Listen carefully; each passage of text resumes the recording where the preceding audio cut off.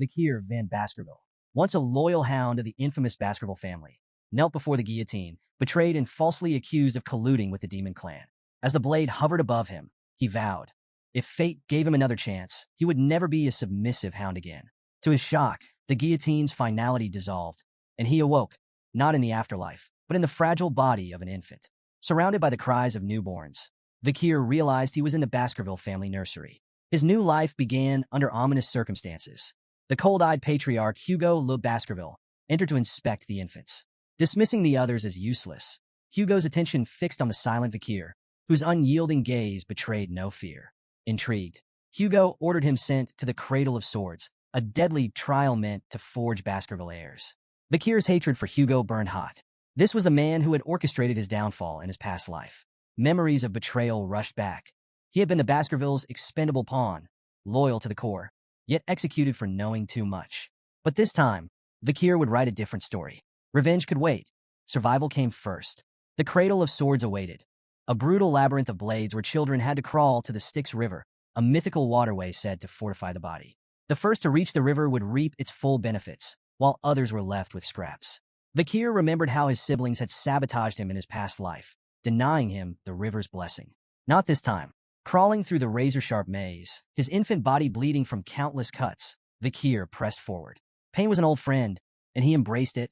Against all odds, he reached the river and plunged in. The Styx River's waters burned like molten fire, seeping into his wounds and bones. The agony was unbearable, yet Vikir endured. Compared to the torment of his past life, this was a whisper. Every second submerged strengthened his resolve and body. Outside, attendants panicked as they watched the infant endure far longer than any child before him. Hugo observed with his signature smirk, indifferent to their pleas for intervention. 7 minutes, reported John Barrymore, the family's butler. Hugo chuckled, his amusement tinged with grim expectation.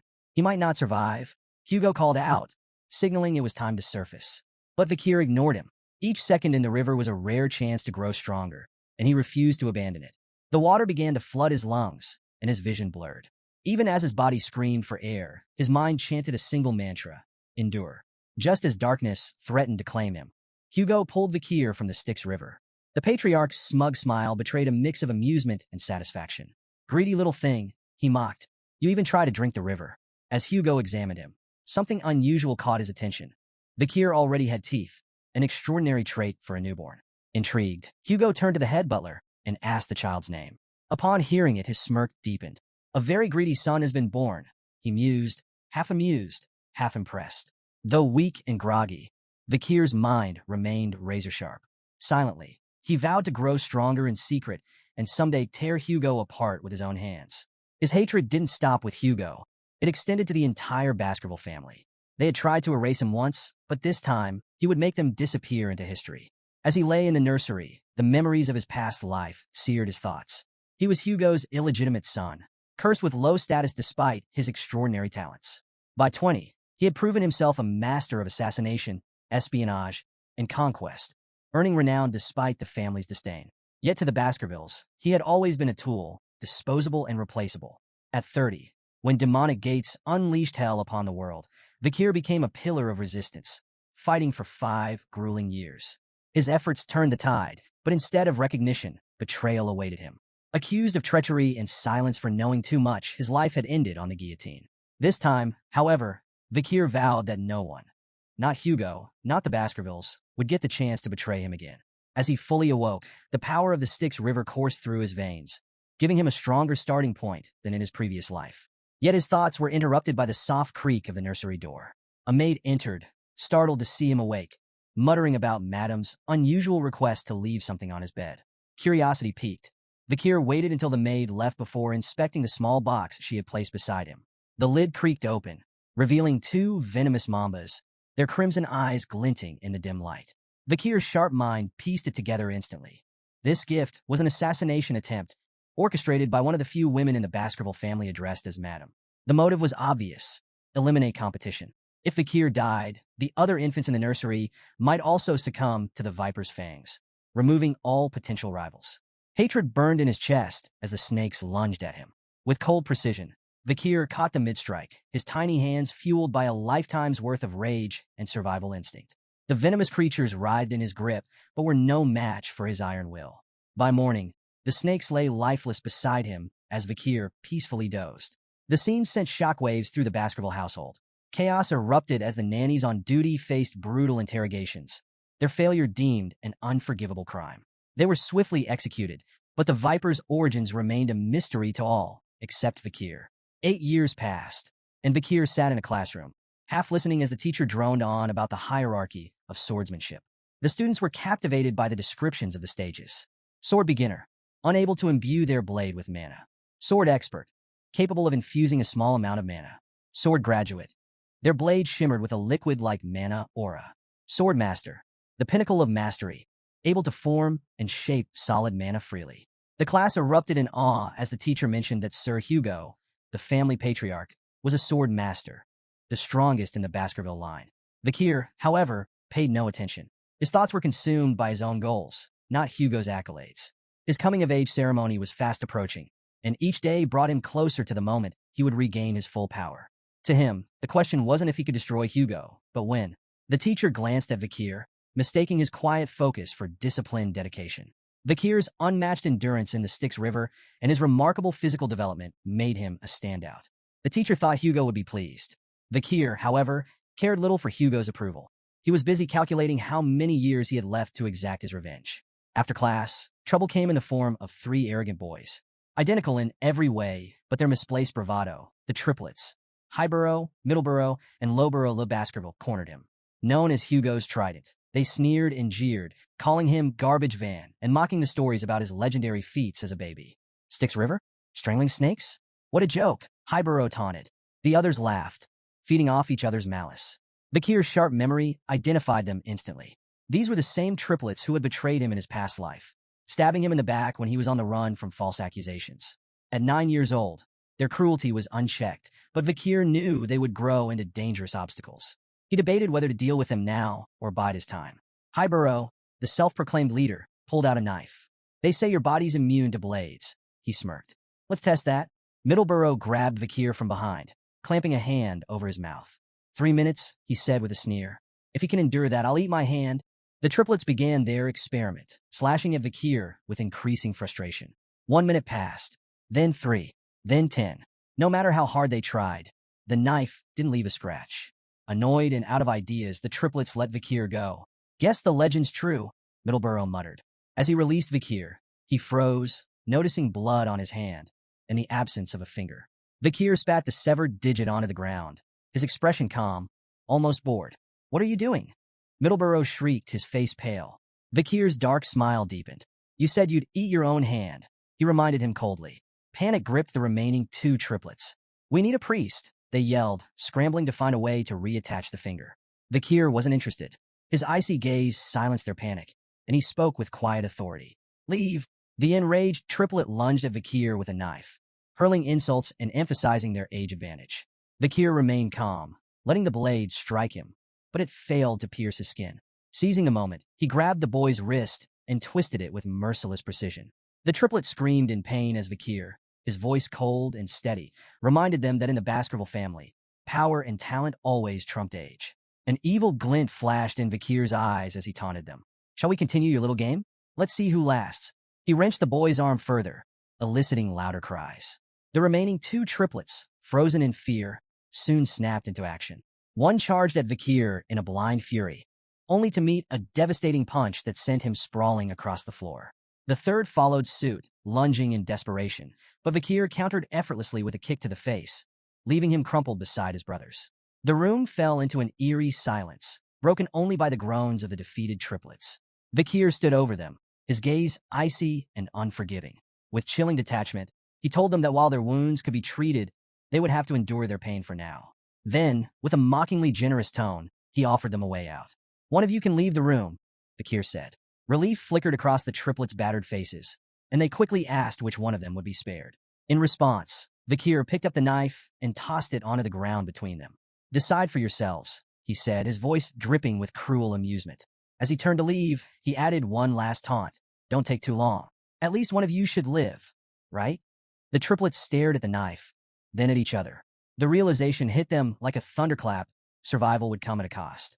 Desperation overtook reason, and they began to fight, clawing and struggling to claim the blade. From outside the room, Vikir paused to listen, satisfaction curling his lips as the sounds of their infighting, grunts, shouts, and cries echoed through the hallway. The once united trident of Baskerville had been shattered, their bond irreparably fractured. Meanwhile, in the Patriarch's office, Hugo Le Baskerville received troubling news from his head butler, John Barrymore. "The Morgs clan is stirring trouble at the Ruby Mines, my lord," John reported. "They've started staking claims to the territory." Hugo leaned back in his chair, unfazed. "Let them. We'll deal with it when they come knocking," he replied coolly. John nodded and shifted topics. "The juvenile evaluations at the Baskerville Fortress have concluded the written exams. Master Vikir scored the highest." He hesitated briefly before adding, "The practical exams are in 5 days. The Guardian Knights have already begun clearing the training grounds." Hugo nodded, his expression unreadable, but John's slight hesitation didn't escape him. "Is there something else?" Hugo asked, his voice low. John hesitated again before finally speaking. "There's been an incident involving the young masters." Hugo's gaze darkened. "How many died?" "None, my lord," John quickly clarified. "But there were injuries.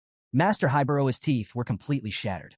Master Middleborough suffered a broken jaw, and Master Lowborough lost his left index finger." Hugo's face remained impassive as John continued. "The physical wounds have been treated, but the psychological impact seems severe. The boys are deeply shaken." Hugo's brow furrowed in mild surprise as he remarked, "The Trident of Baskerville is known for their unshakable bond. They wouldn't have turned on each other without good reason." John Barrymore, standing attentively, responded with precision. "The cause was another young master, Vikir. Not only did he inflict their injuries, but he also achieved the highest score on the written exam." Intrigued and faintly concerned, Hugo ordered, "Summon him." Vikir entered Hugo's office with a calm smile, exuding quiet confidence. Hugo greeted him with a tone of authority, commenting, "You've grown considerably since we last met." Hugo wasted no time addressing the incident with the triplets, noting the gravity of their injuries, not the physical ones, which had been treated, but the deeper wounds inflicted on their bond as brothers. Hugo's gaze was steady as he asked, "Do you think your actions were wrong?" Vikir met his gaze without hesitation, replying with his own question.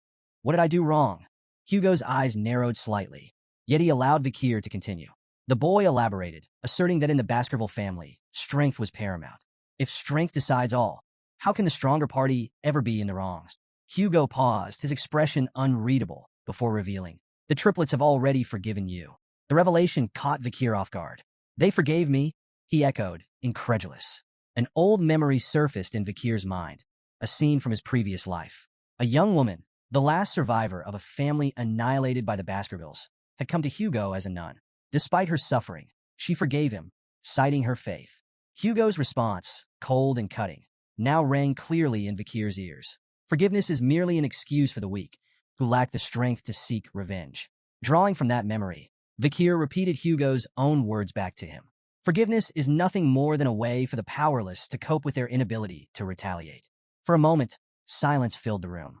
Then Hugo's stern expression softened into approval, his eyes faintly glowing with satisfaction. "You understand," he said simply. Turning to John Barrymore, Hugo issued an unexpected command. "Let him take whatever snacks he wants from the food storage, so long as he can carry them himself." Grateful but cautious, Vikir made a modest request, chocolates. As he turned to leave, Hugo's voice stopped him. "Perform well in the upcoming evaluation," the Patriarch said, his tone sharp yet almost fatherly, "particularly against the direct descendants of the Baskerville bloodline. Don't disappoint me, son." Vikir's lips curled into a faint smile, though his crimson eyes betrayed a simmering hatred. "Understood," he replied, and left with Barrymore. The head butler led Vikir to the storage room, proudly explaining the premium quality of their chocolates. "These are the finest in noble circles," Barrymore said. The Morgs clan spared no effort in procuring them. Before he could continue, Vikir interrupted firmly. "I don't want anything processed." Barrymore, momentarily taken aback, sought clarification. "Cacao beans," Vikir specified. "The ones with the richest aroma." Though puzzled, the butler complied, arranging for a batch of cacao beans to be brought to Vikir. As he placed one in his mouth, a nearby chef offered an explanation. "Those are bloody beans," the chef said, impressed by Vikir's choice. "They're legendary for their potency. Just one bean can produce up to 100 liters of chocolate. Their aroma and yield are unparalleled." The head butler, Barrymore, watched in bemusement as Vikir chewed on the bitter cacao bean without hesitation.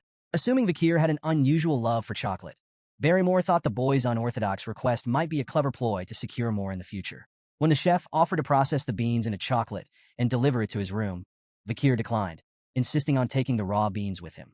The peculiar request left the staff scratching their heads. What none of them realized was that Vakir had no intention of eating chocolate. These cacao beans were tools for a far more devious plan, one that would unfold during the practical exam in 5 days. Unbeknownst to everyone, the seeds of chaos had been sown, and a catastrophic event loomed, destined to become a defining moment in the Baskerville clan's brutal history. The Baskerville family, infamous as the Berserker family, forged their reputation through relentless trials and ruthless discipline. From their first steps, Baskerville children were shaped by grueling evaluations designed to strip away weakness. Among the earliest trials was a grueling mountain climb, with rest granted only in carefully rationed breaks. At night, they were forced to sleep beside the corpse of a slain monster, a grisly exercise meant to steel their nerves and prepare them for hostile environments. This unrelenting training produced warriors feared and respected across the land. However, it was at the age of 8 that the true test began, the deadly evaluation, a rite of passage that would cement their place in the Baskerville hierarchy. On the outskirts of Baskerville territory loomed the life-engulfing forest, a treacherous mountain infested with monsters. This foreboding peak was the site of the deadly evaluation. The young hounds, children selected for the trial, gathered at its base, their expressions a mix of determination and fear. Standing before them was Shadow Dog Pavlov Van Baskerville, an instructor renowned for his sharp instincts and formidable aura. He laid out the rules of the exam with cold precision. The task was deceptively simple: survive for 1 month on the mountain while hunting strong monsters. The scoring system, however, demanded both strategy and ruthlessness. Survive the month, 10 points. Avoid permanent injuries, 30 points. Defeat a monster, 70 points. Eliminate a contestant, 50 points. Fulfill all conditions, 90 points. But no one could achieve a perfect 100. Sir Hugo had decreed that perfection bred arrogance, and arrogance was the path to ruin. Additional points could be earned by stealing the badge issued to each participant. However, death carried an unforgiving penalty, 0 points. Pavlov issued a grim warning: do not stray beyond the designated area. While the marked zones were dangerous, they were partially subjugated with monitored monster populations. Beyond these areas lay the mountain's forbidden zones, where unknown horrors prowled. The shadow dogs, acting as examiners and covert supervisors, would observe the participants and minimize casualties where possible. Killing was not forbidden but carried penalties, and the instructors aimed to prevent unnecessary deaths. Yet in the Baskerville family, the line between survival and slaughter was perilously thin. As the young masters gathered at the base of the mountain, anticipation crackled in the air. Whispers rippled through the group, with many casting furtive glances at Vakir. His legendary endurance in the Styx River and the rumored incident with the triplets were hot topics of conversation. Vakir, as composed as ever, remained indifferent to their murmurs, his thoughts focused on the mountain before him. He had been to Le Rouge et Le Noir before and was no stranger to its dangers. Unlike the others, who saw only a brutal test, Vakir saw an opportunity. Nearby, the triplets stood together, their usual arrogance dampened. Beads of sweat glistened on their foreheads as they cast uneasy looks at Vakir. Their nerves betrayed them. It was clear the memory of their encounter with him still lingered. Shadow Dog Pavlov, standing tall and imposing, offered a brief wish for success before the sharp toll of the bell echoed across the mountain. The evaluation had begun. The group exploded into motion, scattering in every direction. Some pursued carefully planned strategies, racing toward areas they believed offered an advantage. Others played opportunists, trailing their peers to claim their badges, or their lives, when the moment presented itself. The triplets, however, were already arguing. Each insisted on their own plan, their voices growing louder as frustration took hold. Their bickering slowed them down, their movements clumsy and disorganized. Watching from a hidden perch, Pavlov's expression darkened. Though he hoped to keep casualties minimal, the disarray among the participants hinted at an inevitable bloodbath. One shadow dog, assigned to monitor Vakir, followed him closely, while the other candidates scrambled for safe zones or sought out weaker competitors to target. Vakir took an entirely different route. He strode confidently toward the restricted zone, a place forbidden even to many of the instructors. The shadow dog's curiosity was piqued. Who was this boy? Rumored to be a prodigy, Vakir had already distinguished himself through his feats. His boldness in venturing into the restricted zone intrigued the seasoned observer, who followed silently, eager to see how Vakir would fare in the uncharted wilderness. Vakir stopped at a massive tree, scanning his surroundings with calm precision. The soft ground beneath the tree seemed like the perfect place to set up camp. To the Shadow Dog's surprise, Vikir began preparing to rest. While the other candidates battled monsters or plotted to steal badges, Vikir busied himself with mundane tasks, gathering wood, digging small holes, and practicing with a wooden stick. When night fell, he slept peacefully under the tree, completely unbothered by the chaos erupting elsewhere on the mountain. The Shadow Dog grew impatient. Was this boy truly a genius, or just a fraud avoiding the real competition? His so-called strategy seemed like nothing more than camping and cooking. Frustrated by the lack of action, the Shadow Dog eventually decided to abandon his watch, muttering to himself as he left to observe more interesting candidates. As soon as the Shadow Dog was gone, a sly smile crept across Vikir's face. He had been waiting for this moment. Without the observer breathing down his neck, he could finally focus on his real plan. Tossing a handful of bloodied beans into the fire, Vikir leaned back against the tree, reminiscing about the old days when camping like this was second nature. A quiet chuckle escaped him as he muttered to himself, "Finally, that nosy dog is gone." The flames crackled, releasing the potent aroma of the beans into the air. Vikir's preparations were complete. The peaceful facade melted away, replaced by a glint of predatory intent in his crimson eyes. "The real hunt starts now," he whispered, his voice barely audible over the flicker of the fire. A few days into the evaluation, Vikir ventured into the restricted zone, a treacherous area he knew all too well from his past life. His sharp eyes scanned the charred terrain, his senses alert. The acrid scent of burning hung in the air, a clear indicator he was getting close. Scorched roots and smoldering stool confirmed his suspicion. His target was near. Towering before him, wreathed in sulfuric heat, stood a hellhound, a 3-meter-tall monstrosity with flames spewing from its mouth and eyes. The beast radiated terror, its very presence capable of incinerating anything in its path. Known for its relentless brutality, the hellhound burned its victims until nothing but ash remained. With a risk rating of B+, it was a living disaster, a nightmare brought to life. For a brief moment, doubt flickered through Vikir's mind. In his past life, he had barely survived an encounter with one of these creatures at 18. Now, as an 8-year-old, facing it directly would be suicide. But Vikir hadn't come to fight the hellhound head-on. He had a plan. The hellhound lunged, flames flaring wildly as it snapped its massive jaws. Vikir sidestepped, narrowly avoiding its bite. He recalled the creature's first critical weakness. Hellhounds could only move in straight lines. Their immense size and speed made sudden changes in direction impossible. Seizing the opportunity, Vikir quickly poured water onto the ground, creating a shallow puddle. The hellhound skidded to a halt, hesitating as it calculated a detour. "Can't cross water, can you?" Vikir muttered with a smirk. Like most canine monsters, the hellhound was instinctively repelled by water, even in shallow amounts. This bought Vikir precious time to reposition himself. But the danger was far from over. The beast's bloodlust was unrelenting, and it lunged again, flames roaring. Vikir sprang into action, executing the final step of his plan. As the hellhound opened its massive jaws to roar, Vikir hurled a bloody bean directly into its throat. The beast staggered, its snarls turning to whimpers as its body trembled violently. It collapsed, immobilized and helpless. "Chocolate's toxic to canines," Vikir remarked, watching the hellhound writhe. The bloody bean, capable of producing 100 liters of chocolate from a single seed, acted as a concentrated poison, overwhelming the beast in moments. With the hellhound incapacitated, Vikir approached with deliberate calm. His crimson gaze locked on its weak point, a vulnerable spot near its kidney, where no ribs offered protection.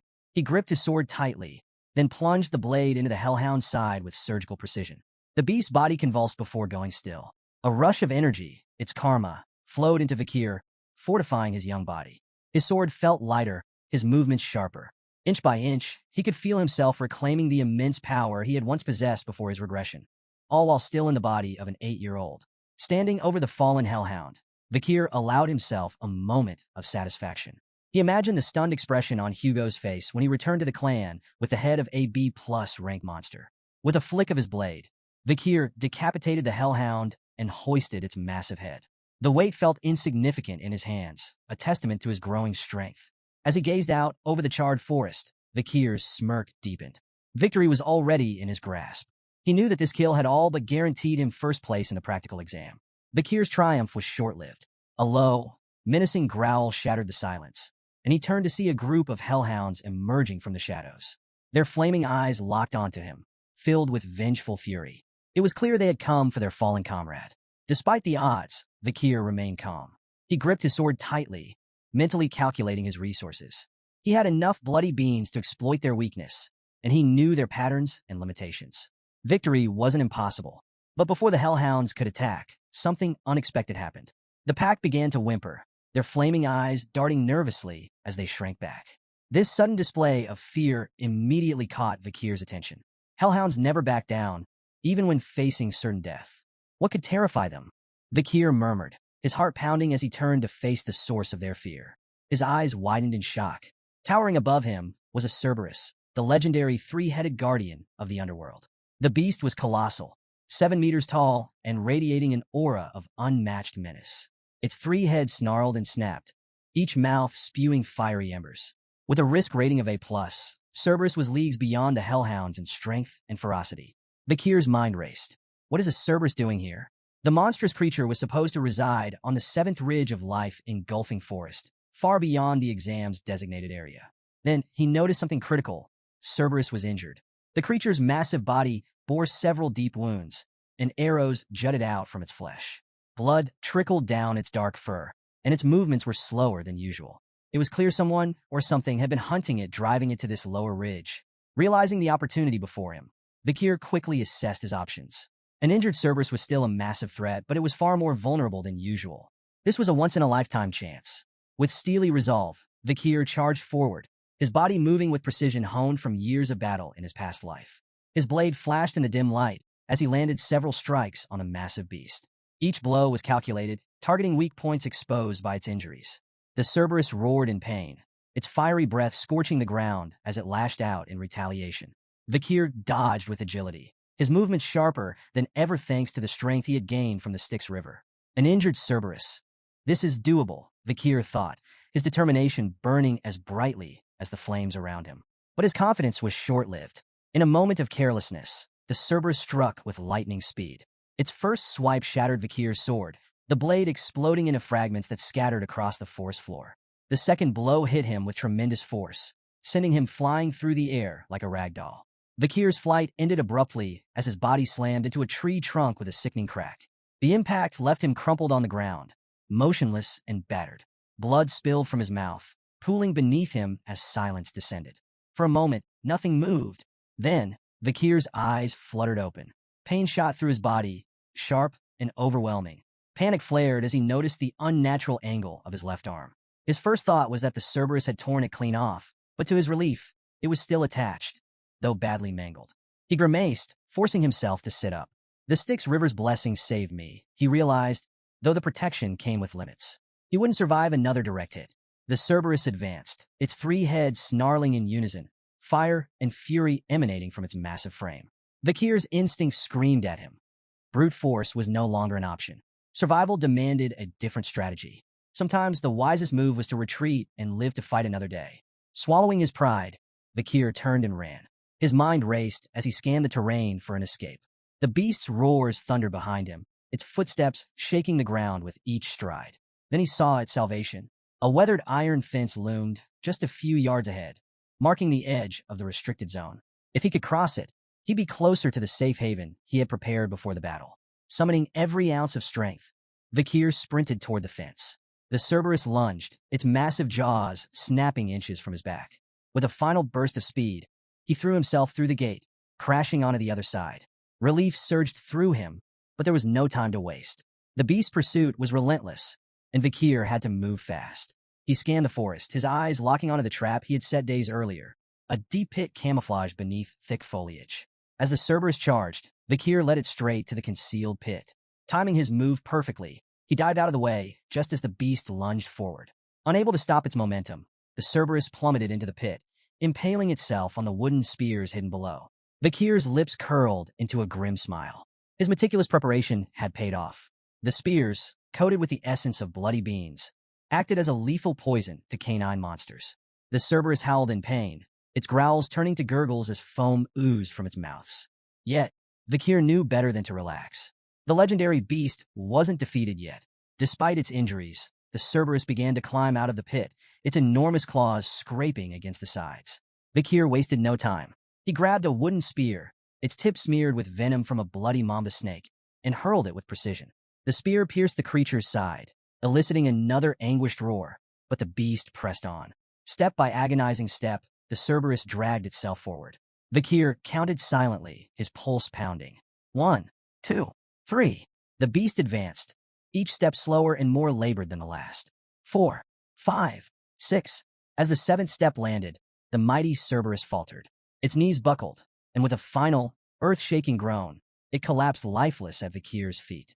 Vikir exhaled deeply, his body trembling from exhaustion and relief.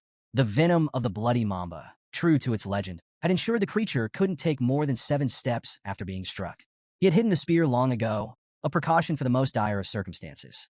Today, it had saved his life. The immense energy of the defeated Cerberus surged into Vikir, strengthening his body further. His muscles felt lighter, his reflexes sharper. Power coursed through him, and he marveled at how close he was to reclaiming the strength of his former life. He turned to the massive corpse of the Cerberus, a testament to his victory. Its 3 heads alone would be proof enough of his feat, but there was a problem. The poisoned spears and venomous effects would be obvious upon examination. Rumors could spread, undermining his achievement. Vikir considered his options. Transporting the entire corpse was impossible alone, and while the heads were portable, he needed a witness to corroborate the kill. His thoughts drifted to the guardian knight, who had seen him carving the wooden spears days earlier. Perhaps they could vouch for him. A new thought ignited in Vikir's mind. The Cerberus was no ordinary monster. It was a gatekeeper. That could only mean one thing. It had been guarding something, most likely a dungeon. Vikir's pulse quickened. Dungeons were lairs of powerful creatures, brimming with rare artifacts and untold riches. The chance to uncover hidden treasure was too tempting to ignore. Before venturing further, Vikir took a calculated precaution. Scooping up a handful of the Cerberus's foul-smelling feces, he smeared it on his body. The stench was revolting, but it served a purpose, masking his scent from smaller predators that might cross his path. Survival before dignity. Following the Cerberus's trail through the forest, Vikir's experienced eyes spotted the signs. A path of dried soil, rotting leaves, and disturbed roots. Recognition struck him like a lightning bolt. This dungeon, he muttered to himself. In his past life, this place would be discovered a decade from now. By then, it would have already been plundered, its treasures long gone. But now, it was untouched. The air around it practically hummed with mana, an unmistakable sign of its vitality. The dungeon's entrance loomed before him, shrouded in oppressive darkness. Vikir approached cautiously, his crimson eyes faintly glowing with anticipation. One wrong step could mean death. He stepped inside, the silence broken only by the soft echo of his footsteps.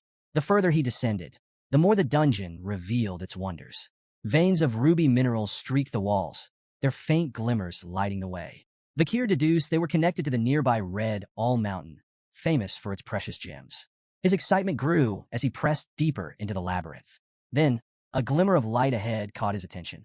Quickening his pace, he entered a massive, brightly lit chamber and stopped in awe. At the chamber center stood a colossal ruby mounted atop a stone pillar, its intense, otherworldly glow illuminating the room. This wasn't just any jewel. Vikir could tell at a glance that the gem was infused with mana, its brilliance far surpassing anything he had ever seen. For a moment, he simply marveled at the treasure before him. But his awe was short-lived. Nearby, a skeleton lay crumpled on the ground. As he approached, the signs of violence became apparent. Deep stab wounds marred the brittle bones, and dried blood stained the floor around it, a silent testament to the victim's gruesome fate. Vikir knelt beside the remains, his sharp mind piecing together clues. Lying next to the skeleton was a weathered letter, its edges worn with age. Curiosity piqued, he picked it up and began to read. The writer introduced himself as Cain, but notably avoided providing his full name. The handwriting struck a chord of recognition deep within Vikir. His crimson eyes narrowed. This is Baskerville handwriting, he murmured, his suspicions growing. The letter detailed a harrowing tale. Cain and his brother, Abel, had stumbled upon this legendary chamber, a place spoken of in Baskerville lore for generations. Together, they had navigated countless trials and slain powerful monsters to reach this fabled location. But their journey ended here. The letter revealed they had been trapped by the dungeon's final trial, imprisoned in this chamber for 3 agonizing years. Vikir's thoughts churned as he absorbed the weight of Cain and Abel's grim tale. What treasure could possibly justify such suffering? His attention returned to the massive ruby at the chamber's center. Its mesmerizing glow seemed to call out to him, and Vikir knew instinctively it held the key to the dungeon's final challenge. Approaching cautiously, he read the riddle inscribed on the stone aloud. When entering, it's 1. But once inside, it's 2. When leaving, it's 1. The cryptic words hung heavily in the air, their meaning elusive. Vakir recalled Cain's letter, where the brothers had wrestled with this very puzzle. Cain and Abel, twins separated at birth, had believed the riddle required them to become one again. This interpretation led to tragedy. Cain, driven by desperation, had killed Abel in a futile attempt to solve the riddle. Yet even after his brother's death, the treasure remained inaccessible. Racked with guilt, Cain had abandoned the dungeon empty-handed, his letter warning future adventurers of its cruelty. He called it the Devil's Den, a place designed to prey on human greed, offering despair instead of salvation. Vakir reread the riddle, refusing to succumb to the same despair that had broken Cain. The answer wasn't about people, it couldn't be. His sharp gaze scanned the chamber, noting every detail. The ruby's light, the skeleton's silent testimony, and the phrasing of the riddle itself. 1, 2, 1. Suddenly it clicked.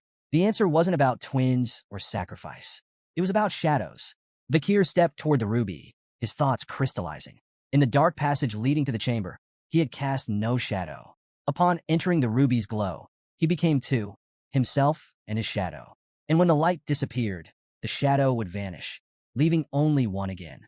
It was simple, too simple for Cain and Abel, blinded by their assumptions. Vakir gripped his weapon and struck the ruby with a precise blow.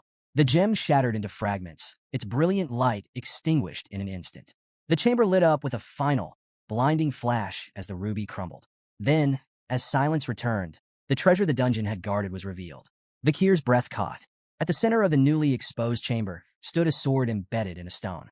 Its sinister aura filled the air, heavy with malice and power. The blade exuded a dark, otherworldly energy that sent shivers down Vakir's spine. Approaching cautiously, he read the inscription etched into the stone. "Only those with Baskerville's blood may claim me." His eyes widened. This wasn't just any weapon.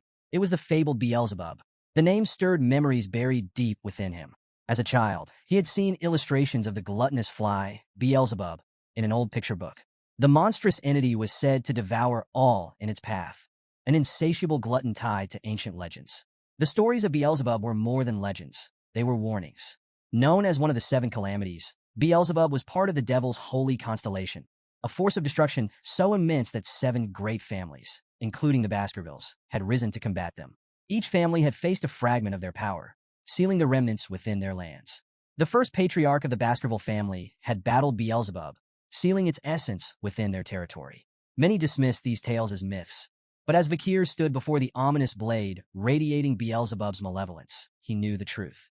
The sword's existence was undeniable proof that the legends were real. Vakir stared at the blade, its dark aura flickering faintly like the dying embers of a fire. This weapon was more than a tool of destruction.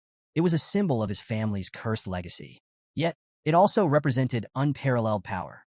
He thought of the blood-soaked history tied to its edge. Beelzebub's sword, once wielded by the demon clans, had left countless human lives in its wake.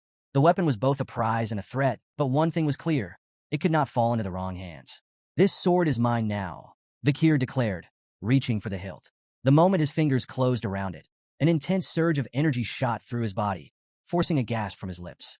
The blade reacted instantly, vanishing from sight only to reappear moments later, fused to his hand. Vakir held his breath as the sword materialized again, emerging directly from his palm as if it had always been part of him. Its faint, ominous aura pulsed in rhythm with his heartbeat. He stared at the weapon in awe. The sword wasn't just a relic. It was a fragment of the devil's holy constellation, imbued with potential that made his blood race. A grin spread across his face as he marveled at the power it could unlock. With such a weapon, his path to vengeance grew clearer. After thoroughly exploring the dungeon and finding nothing else of value, Vakir decided to leave. But as he approached the exit, a sudden wave of nausea overtook him. His vision blurred, his legs buckled, and he fell to his knees, clutching his stomach. At first, he thought it was his own hunger, but the sensation was strange, foreign. Then he understood. It wasn't his hunger. It was the sword's. Beelzebub's insatiable appetite was now linked to him, its hunger coursing through his veins. Stumbling out of the dungeon, Vakir felt the blade tugging at him, pulling in a specific direction. Unable to resist, he followed its guidance. It led him back to the Hellhound's corpse, still steaming from its earlier battle. Confused but compelled, Vakir extended the blade toward the body. His eyes widened as the sword came alive, voraciously absorbing the Hellhound's blood. The once dark blade pulsed with crimson light as it fed, its hunger satiated at last.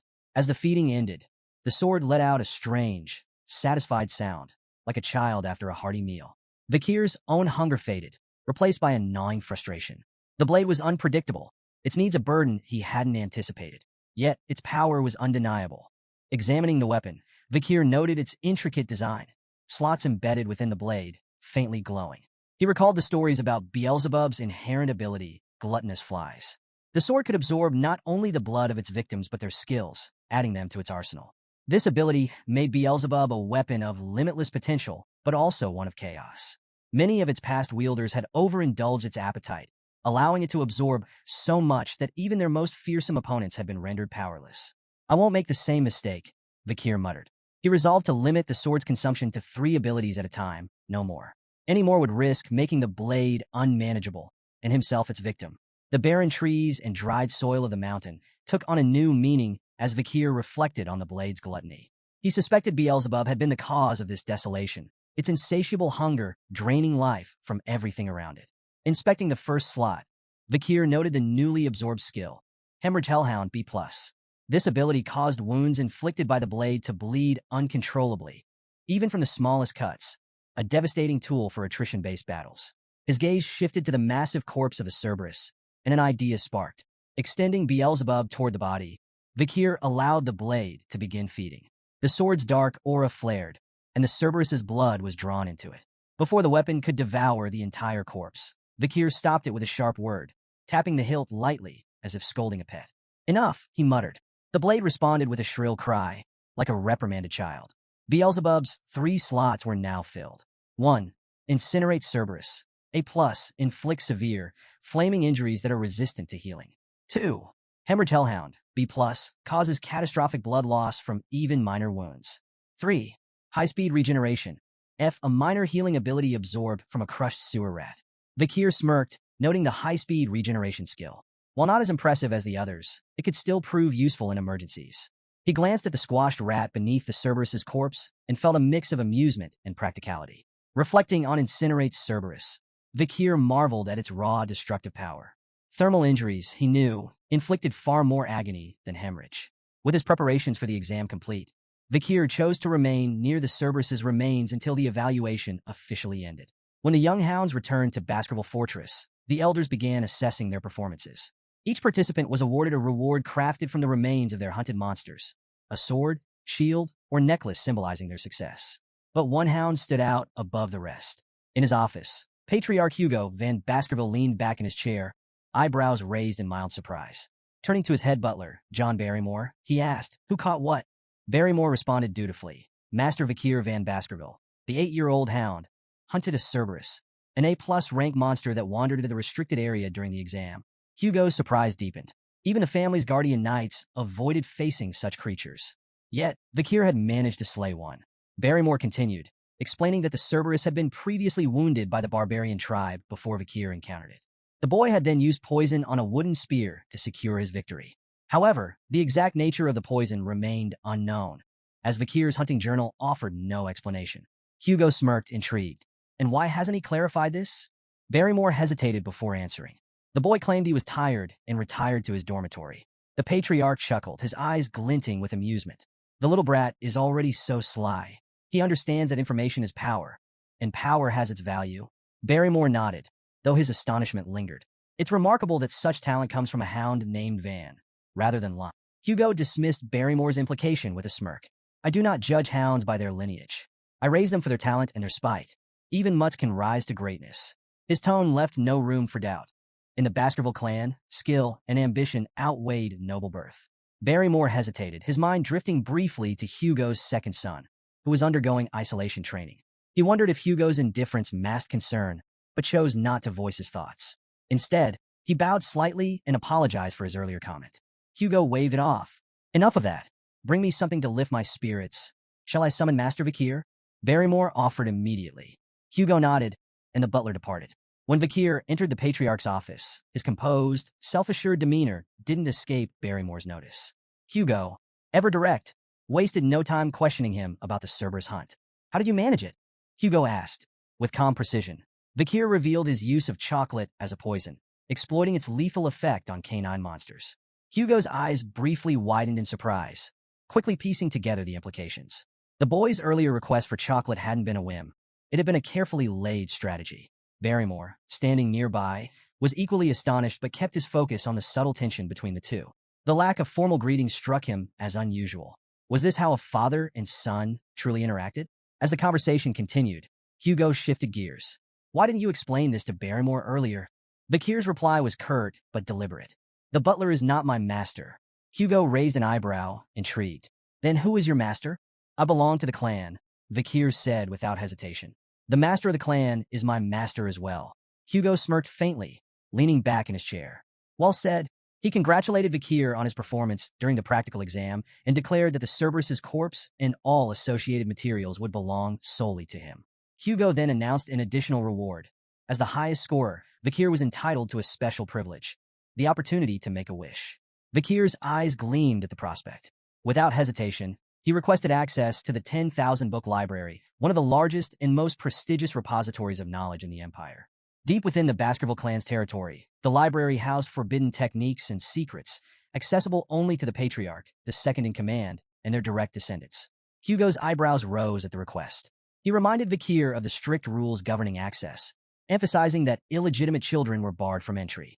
Vakir, undeterred, replied coolly, "If access is denied, I'll accept the decision." Inwardly, however, he was already devising plans to sneak in if necessary. To his astonishment, Hugo granted permission. "You may enter," Hugo said, his tone calm but unreadable. Vakir was momentarily speechless, but quickly recovered. Hugo wasn't finished. "Specifically, I want you to seek out the Baskerville 6 technique in the 6th restricted zone of the library." Barrymore's composure faltered. The 6th restricted zone was an area even the legitimate children of the family rarely ventured. No illegitimate child had ever been granted access this far, much less given a directive to retrieve such an advanced technique. The weight of the moment wasn't lost on Vakir. While he maintained his composure, his mind raced. Why is he giving me this opportunity? Even so, he reminded himself that the 6th technique, while formidable, was still far below Hugo's level of mastery. Before his regression, Hugo had achieved mastery over the Baskerville 7th technique, wielding the legendary power to bear 9 fangs. It was a feat that made him unparalleled within the clan, solidifying his place at its apex. But Vakir's ambitions extended far beyond the 6th or even the 7th technique. His sights were set on the ultimate prize, the textbook of swordsmanship, the foundational manual created by the first Baskerville Patriarch, who had subdued the 7 great disasters. It contained the teachings that had shaped the clan's unmatched legacy, and Vakir believed it held the key to his success. As Hugo offered a faint smile and wished him good luck, Vakir bowed, expressing his gratitude.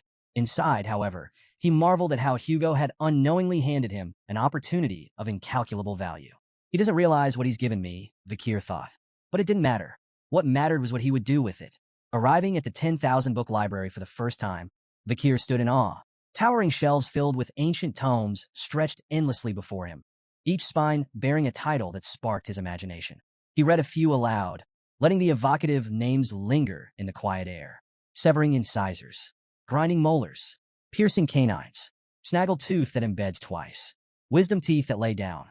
These were the forbidden secrets of Baskerville swordsmanship he had long coveted but had been barred from learning in his past life. Yet he understood the logic behind the restrictions. The Baskerville clan had deliberately designed their techniques to cap the progress of their hounds at the 4th technique. It was a safeguard, a leash, ensuring no hound could turn their sharpened fangs against their master. Pressing onward, Vakir's steps were purposeful as he navigated the labyrinth of knowledge. Eventually, he arrived at a section guarded by heavy chains. Behind the iron bindings rested a massive tome, its lock glinting in the dim light. Vakir's crimson eyes narrowed. This is it, the Baskerville 6 technique. For a moment, he couldn't believe it. Hugo had truly granted him access to something he could only dream of in his past life. Unlocking the chains, Vakir smirked. He knew why Hugo had allowed him here, because the Patriarch likely believed number 8-year-old could possibly memorize the book's contents in a single day. But Hugo underestimated him. Before his regression, Vakir had already studied the theories behind the 1st through 4th techniques exhaustively. His obsession had even bred frustration. He had grown sick of those early stages, dissecting them endlessly in his quest to deduce the 5th technique. It was then he realized his past mistake. After drawing the 4th tooth, he hadn't stopped the flow of mana. That single oversight had kept the 5th technique out of his reach. The Baskerville swordsmanship followed a unique progression system. Each technique corresponded to a specific number of fangs. The 1st technique bore 1 fang, the 2nd 2, and so on. With each stage, a distinct red sword energy manifested, a visual representation of the user's mastery. The sixth technique, with its immense power, was a treasure Hugo likely thought Vikir could glimpse but never truly grasp. But Vikir's focus wasn't on the sixth technique itself. He wasn't here for what Hugo expected. His goal was far more audacious: to find a way to transcend his current limitations entirely. Leaving the swordsmanship section, Vikir caught the guards off guard. They stared at him in disbelief. "You're already finished reading?" one asked, incredulous. Another guard, clearly impressed, offered to retrieve more advanced texts from the deeper sections of the library. "You should check out the techniques stored in the restricted zones. That's where the real treasures are." But Vikir declined with a polite nod. "I've completed my task." The guards exchanged amazed glances as Vikir walked away. "Does he even realize how valuable those techniques are?" one whispered. "If it were me, I'd spend every second memorizing them," the other added. Vikir smirked to himself, letting them think what they wished. He knew exactly what he was doing. Amid the dusty shelves of miscellaneous books, Vikir searched for the real treasure he sought.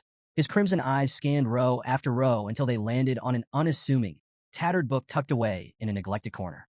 Its title read, "Lurking Embedded Teeth." The book's worn cover and damaged pages made it appear worthless, a relic forgotten by time. Vikir held it in his hands, his expression calm, but inside his heart raced. He vividly recalled the time before his regression when he had served in the Hound Squad. During a mission, his team had stumbled upon a torn page from a Baskerville swordsmanship textbook. The page bore the unmistakable handwriting of a Baskerville ancestor and contained cryptic hints about a forgotten technique. When the page was brought to Hugo, it sent the patriarch into an obsessive frenzy. Determined to find the original text, Hugo scoured the library for years before finally locating it, within the lurking embedded teeth. The book, hidden among useless texts, contained the writings of a Baskerville ancestor and revealed the existence of the legendary 10th Fong technique. Vikir remembered the carnage that followed. Hugo, captivated by the promise of the 10th Fong, declared war on anyone holding the missing pages. He dispatched Baskerville hounds to the 7 great families to recover the remaining 6 pages. The mission came at an unimaginable cost. Hounds died by the dozens, their bodies piling high, drenched in blood. When the pages were finally recovered, Hugo's only acknowledgement was a cold, dismissive phrase: "Good job." Vikir's hands clenched as the memory burned in his mind. The senseless waste of life enraged him. He vowed that history would not repeat itself. He would surpass Hugo, not by mimicking his methods, but by learning from his mistakes. Flipping through lurking embedded teeth, Vikir noted its disjointed techniques and incomplete passages. Without the missing pages, the book was little more than a fragmented puzzle. But Vikir had an advantage no one else did. Before his regression, he had memorized every detail of those lost pages. The reason he couldn't progress beyond the 4th technique in his previous life wasn't his lack of skill or mana. It was the absence of this original text. The missing pages were the key to understanding the techniques in their entirety. As Vikir closed lurking embedded teeth, he muttered to himself, "To most, this book would seem like meaningless, disjointed nonsense. But with the missing pages, the misleading information transforms into an absolute masterpiece." He marveled at the text's brilliance, understanding that its true genius emerged only when the blanks were filled. Before his regression, Vikir had reached the pinnacle of graduate aura and mastered the highest level of the 4th Fong technique. Now, armed with this knowledge, he was confident he could surpass it. This time, however, he vowed to avoid the mistakes of his past. Before he turned 15, he would reclaim all the power he had lost, and more. Engrossed in the book, Vikir lost track of time. By the time he finished, dawn had broken. The realization of how much he had achieved filled him with pride. He had memorized every word, every nuance of the text. Glancing around the library, he noticed the absence of the Guardian Knights. The silence emboldened him.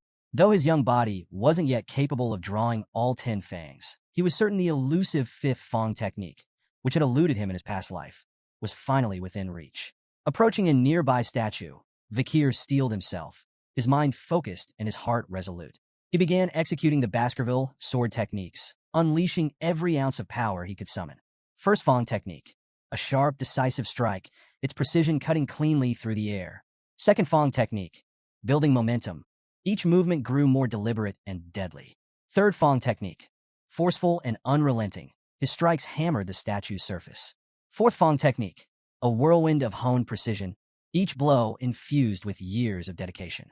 As his sword collided with the statue, Vikir's memories surged. He recalled the brutal struggle to reach graduate aura in his past life, only to have his illegitimate status bar him from progressing further. The direct bloodline of the Baskervilles had ensured he never advanced beyond the 4th technique, crushing his potential with their hostility. But this time was different. With each strike, Vikir channeled his anger, frustration, and defiance into his blade. In his mind, the statue became a vivid image of Hugo's face, taunting him.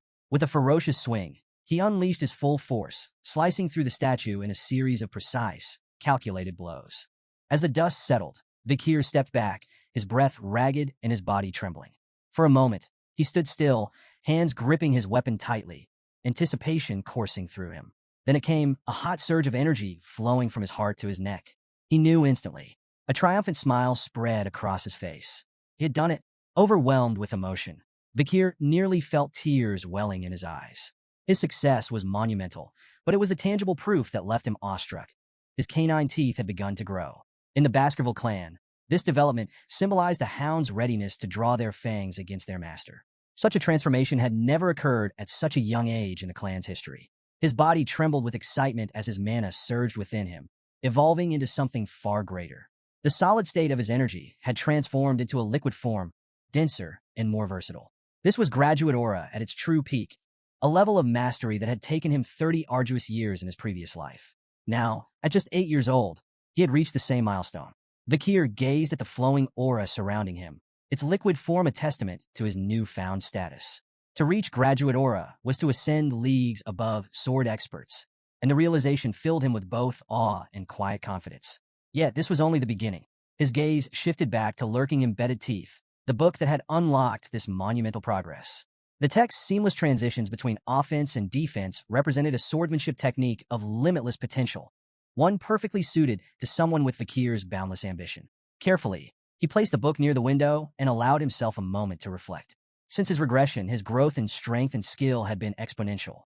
With his current abilities, Vikir was confident he could hold his own against a mid-class graduate aura swordsman and emerge victorious. Still, he knew better than to reveal the full extent of his power. Not yet. For now, he needed to keep Hugo's eyes on him, buying time to secure everything he needed for the future. A sly grin spread across Vikir's face as he pulled out a magnifying lens. Positioning it over the book, he allowed the sun's rays to converge, igniting the pages in a small, controlled fire. As the flames consumed lurking embedded teeth, he remarked to himself that destroying the book would make it nearly impossible for Hugo and the hounds to piece together the 10th Fang technique.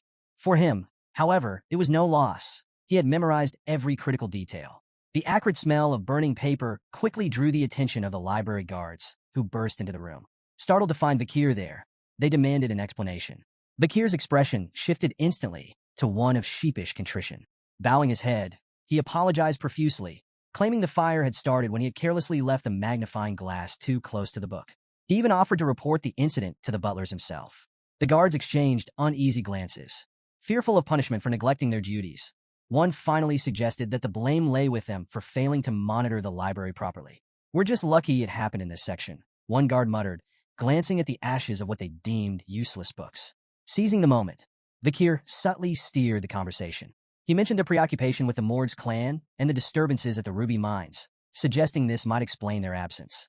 The guards nodded in agreement, grateful for the excuse and eager to bury the matter. They promised to keep the incident a secret if Vikir did the same.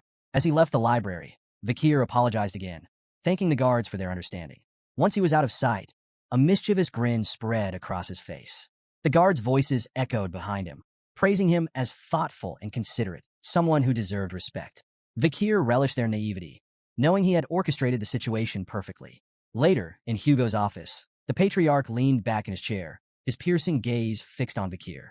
"So," Hugo began, "did you learn anything enlightening from the libraries?" Vikir replied cryptically, "Something warm, sharp, soft, and viscous." Hugo and Barrymore exchanged startled glances. The implications of Vikir's words hit them simultaneously. He might have achieved aura. Aura was the hallmark of a swordsman's true awakening, signifying their official entry into the world of the blade. Even among the most talented Baskerville hounds, reaching this milestone before the age of 15 was unheard of. Hugo, visibly skeptical, reminded himself that Vikir was only 8 years old. Shaking his head, he demanded, "Prove it. Show me what you've learned." Vikir nodded without hesitation, his crimson eyes glinting with quiet determination. In the heart of a massive Colosseum-like structure, Vikir stood alone at the center, his sword steady in his grip. Surrounding him, rows of young hounds looked on, their faces filled with confusion and curiosity. Beside Hugo, the head butler leaned in, his voice low. How do you plan to test the boy's skills? Hugo's smirk was both calculated and unsettling. By releasing a monster, the butler's eyes widened in disbelief. A monster? For an 8-year-old? Hugo confirmed with a nod, his smirk deepening. Hungry and feisty too, the gates before Vikir creaked open, and a chained orc was led into the arena by a guard. The massive, green-skinned creature snarled, its bulging muscles rippling with barely contained rage. Razor-sharp tusks jutted from its mouth, and its beady eyes darted around the Colosseum, assessing its surroundings with animalistic intelligence. A collective gasp rippled through the audience of young hounds. "That's overkill," one whispered. "Do they really need a monster like that to test him?" murmured another. Some muttered their concerns aloud. If things spiraled out of control, would the Guardian Knights have to intervene?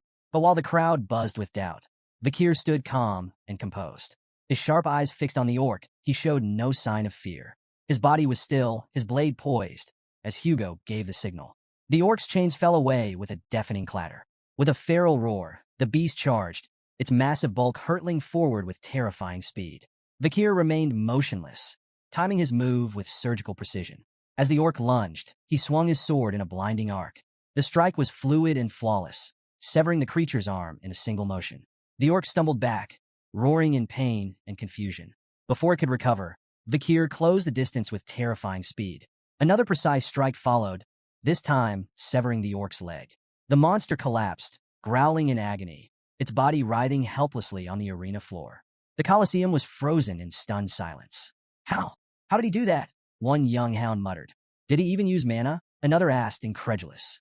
From his vantage point, Vikir noted the orc's confusion. Its bleeding wounds failed to regenerate, a hallmark of its species. Vikir smirked. He knew why. It wasn't just the severed limbs. Hemorrhage Hellhound, the ability imbued in his blade, was preventing the orc's famed regeneration from activating. A C-class monster like the orc was powerless against the lingering effects of a B-class Hellhound's curse. From the sidelines, Hugo watched intently, his face unreadable. But Vikir recognized the look. His father wasn't just evaluating the fight. He was deciphering what Vikir had learned in the library. Vikir decided it was time to give him an answer. Hugo's eyes began to glow faintly, a sign of heightened interest. Beside him, the head butler gasped, his voice trembling. That's an aura blade.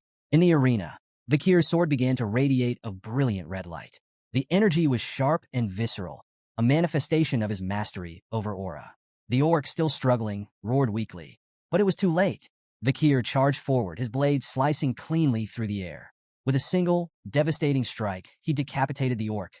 The monster's massive head tumbled to the ground, its body crumpling lifelessly as the red glow of Vikir's blade faded into the silence of the Colosseum.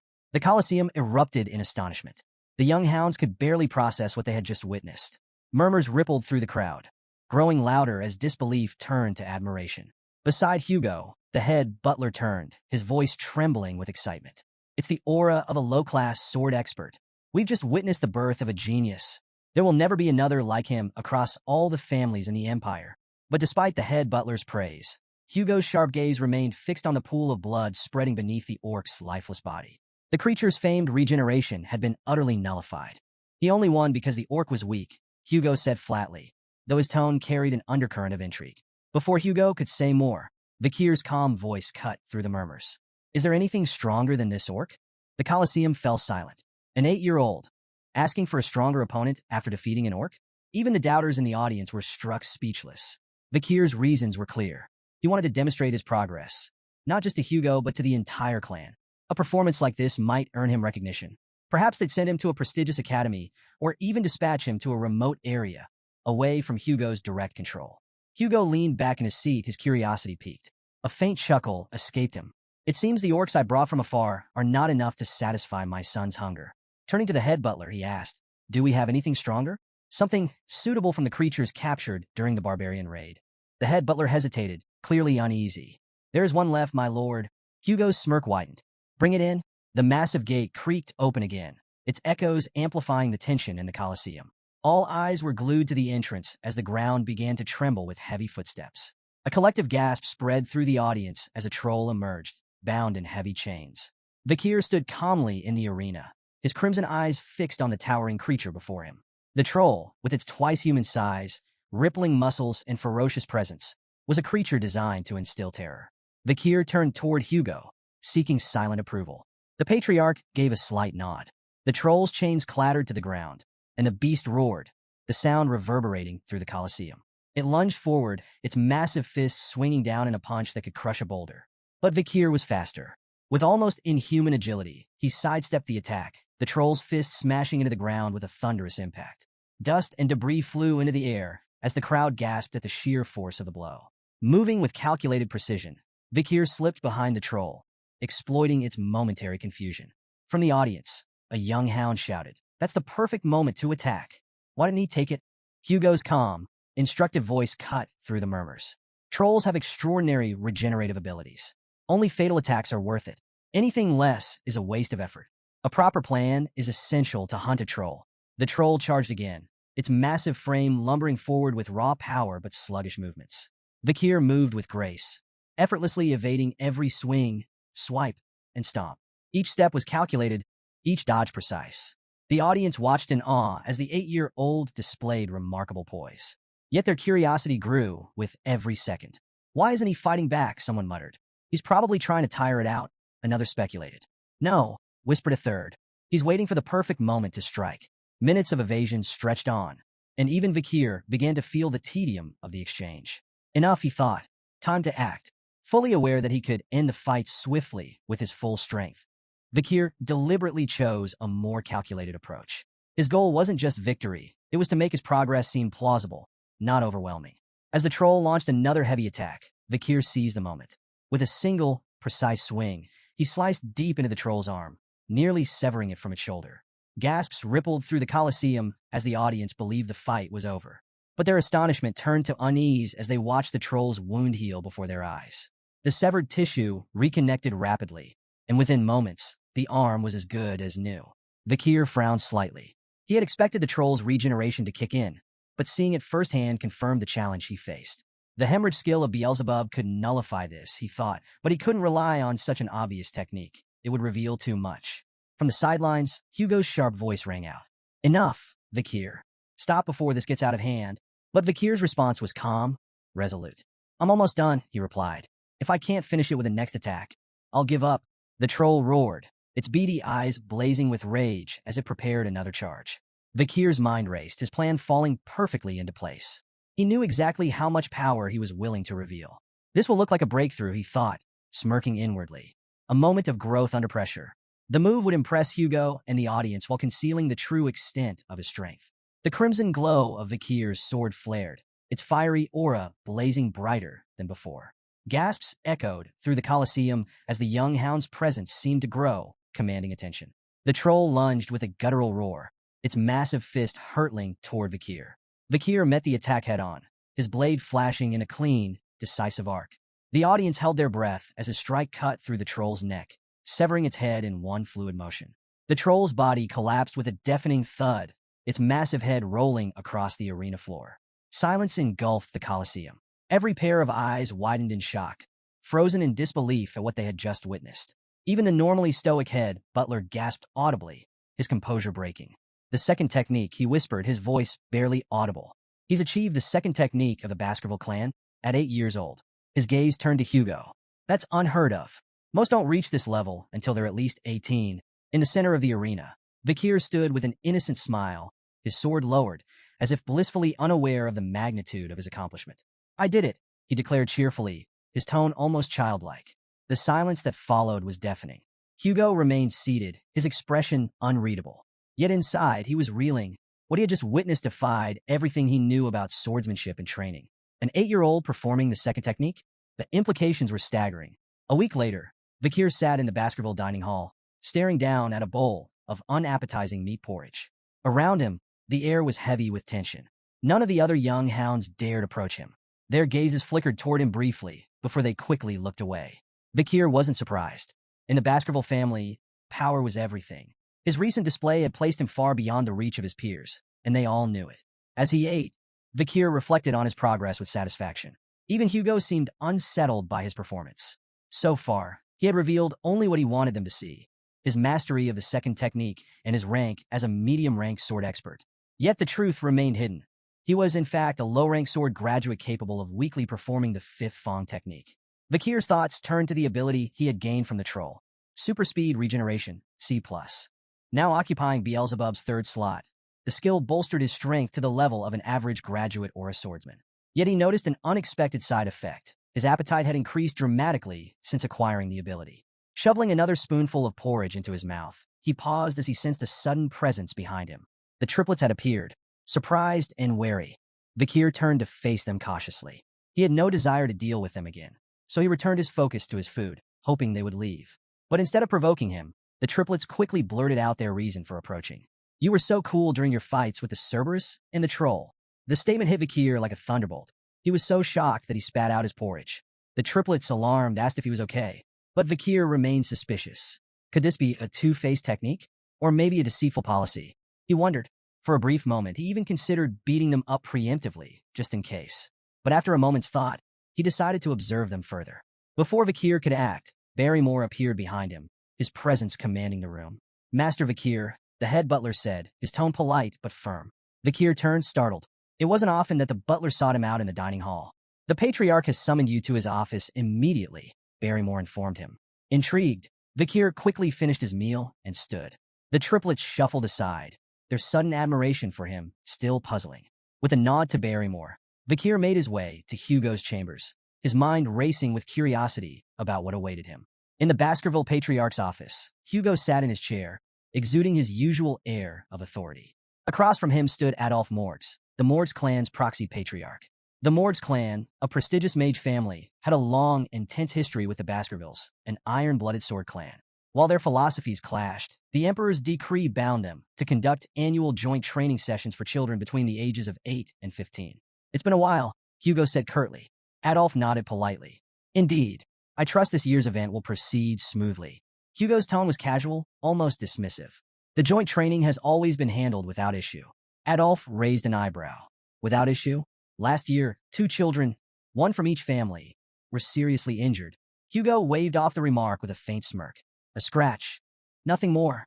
It seems the Morgs children are dramatic." Adolphe's lips twitched in irritation. "The Morgs children are noble and dignified, unlike some." His words carried a subtle but unmistakable sting. Once, the Baskervilles and Morgs had enjoyed a strong alliance. The past emperor had even declared that magic and swords complemented each other, fostering cooperation between the two clans. But everything changed with the discovery of a ruby mine along their shared border. The bloodshed that followed shattered their relationship. Now, the joint training sessions continued solely because of imperial command. Adolphe had arrived on behalf of his brother to ensure this year's event proceeded without complications. Turning to Hugo, he remarked, "I've heard there's a supernova in the Baskerville family. A rare genius, born once in a century. A blessing to the Empire, no doubt." Though secretly pleased, Hugo downplayed the compliment. "It's nothing extraordinary," Adolphe smirked, detecting the subtle pride in Hugo's tone. "We, too, have a genius in our family," he said, gesturing toward the door. Morgs clan head Raspine's daughter, Camus. The door opened, revealing a red-haired girl with a fiery demeanor. She strode into the room with confidence, her sharp eyes immediately locking onto Hugo. Adolphe began a formal introduction, but Camus interrupted, pointing an accusatory finger at Hugo. "Are you the thief who stole our ruby mine? Give it back." The room fell into a tense silence. Hugo's face darkened, his calm demeanor giving way to a sharp glare directed at Adolphe. "Thief?" he asked coldly. "Is that what you're teaching your kin now?" Adolphe looked startled. "I never said such a thing." Camus, however, was unfazed. Fixing Adolphe with a determined glare, she declared, "You did. An hour and 42 minutes ago, right before we got off the carriage, you called him that annoying chin beard who stole the ruby mine." Hugo's glare deepened further as Adolphe stammered, his composure crumbling. "Camus, you must have misheard. I said no such thing." But Camus stood her ground, arms crossed. "You definitely said it." Hugo's patience was wearing thin. "It seems the Morgs clan struggles with teaching children proper etiquette," he remarked, his voice laced with irritation. Adolphe, scrambling to salvage the situation, tried to defuse the tension. "It's simply a misunderstanding, Patriarch Baskerville. Camus is young and spirited." Hugo's sharp gaze remained fixed on him. "There's no need to explain the Morgs clan's problems with education to me," he said icily. Camus, undeterred, persisted. Crossing her arms, she repeated her demand, her fiery tone cutting through the air. "Our research is impossible without those stolen rubies." Adolphe's voice turned warning. "Camus," but she ignored him, stepping closer to Hugo. Hugo's patience finally snapped. His voice was sharp, tinged with barely concealed anger. "It seems the Morgs don't teach manners at all. Adolf bristled at the comment, his composure cracking. And what do you plan to do? He retorted, his words biting. Threaten an 8-year-old girl? The insult struck a nerve. Hugo's proud Baskerville dignity prevented him from stooping to such behavior, leaving him momentarily speechless. Before the tension could escalate further, a calm but cutting voice sliced through the heated exchange. It seems the morgues don't teach their children not to envy what belongs to others. All eyes turned toward the speaker, Vakir. He stood in the doorway alongside the head butler, his composed demeanor stark against the tension in the room. The butler formally announced his arrival as Hugo turned to see his son, standing steady and unruffled. Adolf, startled by Vakir's sudden appearance, quickly connected the dots. This boy had to be the rumored Baskerville supernova. His thoughts were interrupted when he noticed something odd. Camus, who had been sitting beside him moments earlier, was no longer there. Camus had moved swiftly, now standing directly in front of Vakir. Her fiery demeanor was on full display as she demanded, "What did you just say?" Adolf called her name sharply, trying to stop her from causing a scene, but Camus ignored him entirely. Vakir, meanwhile, remained unruffled, studying her intently. As Vakir observed her, memories of Camus' future self surfaced in his mind. In time, she would rise as the Morgues clan's legendary iron-blooded empress, a figure revered and feared across the empire. Renowned as a genius of geniuses, Camus would create an era of unprecedented power for the Morgues clan. She was infamous for her ferocity, having eradicated the monsters and barbarians from life-engulfing forest to form the infamous border of blood and ashes. Her political acumen would even allow her to manipulate the imperial family, earning her the title Fire Goddess of Authority. But for now, Camus was just a child. A fiery, talented child, yes, but still far from the towering legend she would one day become. His musings were interrupted by Camus snapping. "Why does the ruby mine belong to you?" Remaining calm, Vakir countered, "Because it does. Your tantrum won't change that. Don't you think your behavior is childish?" Camus bristled at the remark, her irritation palpable. Without a word, she began casting a spell. Vakir instinctively prepared for an attack, but to his surprise, Camus conjured an intricate ice sculpture instead. She pointed at the sculpture, her tone defiant as she began explaining. "This is the joint security area," she said, using the sculpture as a visual aid. She pointed to a small cave carved into the icy representation. The mine entrance lies within Morgue's territory, but the vein itself runs beneath Baskerville land. This prevents you from claiming it entirely, but it also makes it impossible for us to mine freely without crossing into Baskerville territory. Her finger traced the icy veins with precision, her voice steady but laced with frustration. "We've offered, repeatedly, to pay rent for the use of the land, but your family rejects every proposal. You treat us like trespassers, interfering with our work." She turned to Vakir, her fiery eyes locking with his. "The ruby vein belongs to the Morgues clan," Camus declared firmly, "but your people keep claiming it's yours." Adolf nodded approvingly at Camus' explanation, his pride evident. Meanwhile, Hugo's expression darkened, annoyance brewing beneath his stoic exterior. Vakir, still calm and composed, interjected, "Rubies are common magic ingredients. The Baskervilles don't need them." Camus turned to him, her frustration evident. "Then why not rent your land if you don't need the rubies?" Vakir met her fiery gaze, his tone even. "The Baskervilles are fiercely protective of their land. We're uninterested in letting others profit from it. Entering Baskerville territory will bring losses, not gains, for your clan." Camus refused to accept his reasoning. With a determined glare, she placed her hand over the portion of her ice sculpture representing Baskerville land. "Then whose arm is this?" she asked defiantly. Vakir moved swiftly, catching her wrist in his grip. His confident smile returned. "It's my arm," he said coolly, "because it's in my land." Camus' face flushed crimson, caught off guard by his unexpected reply. She stammered, "What are you talking about? How could I belong to you?" Clearly amused, Vakir tilted his head, his grin turning mischievous. "Who said you're mine?" he teased, his tone ambiguous. Before Camus could respond, Vakir reached behind him and produced a knife. The sudden motion startled everyone in the room, Camus, Adolf, and even the head butler. Vakir's grin darkened, and his voice dropped. "What I'm saying," he said ominously, "is that your arm is mine." Camus froze, her fiery confidence shaken. "What?" she stammered, her voice trembling. Hugo, observing from his seat, broke into a cold sweat. The room grew thick with tension, the only sound Camus' faint, nervous hiccup. As Vakir moved the knife closer to her hand, Camus screamed, "Uncle, help!" Adolf appeared behind Vakir in an instant, his expression fierce. "Step away from my niece," he commanded, his voice full of protective fury. Camus seized the distraction to wrench her arm free, retreating quickly to Adolf's side. Shaken but defiant, She clung to her uncle's arm, glaring at Vikir. Adolphe turned his anger toward Hugo, his voice rising. What is going on here? Hugo, still sweating, turned his stern gaze to Vikir. You've gone too far with your joke, he said in a reprimanding tone. Vikir chuckled, raising the knife to reveal its harmless edge. It's just a toy, he explained, a Baskerville children's knife, given to us to practice with from a young age.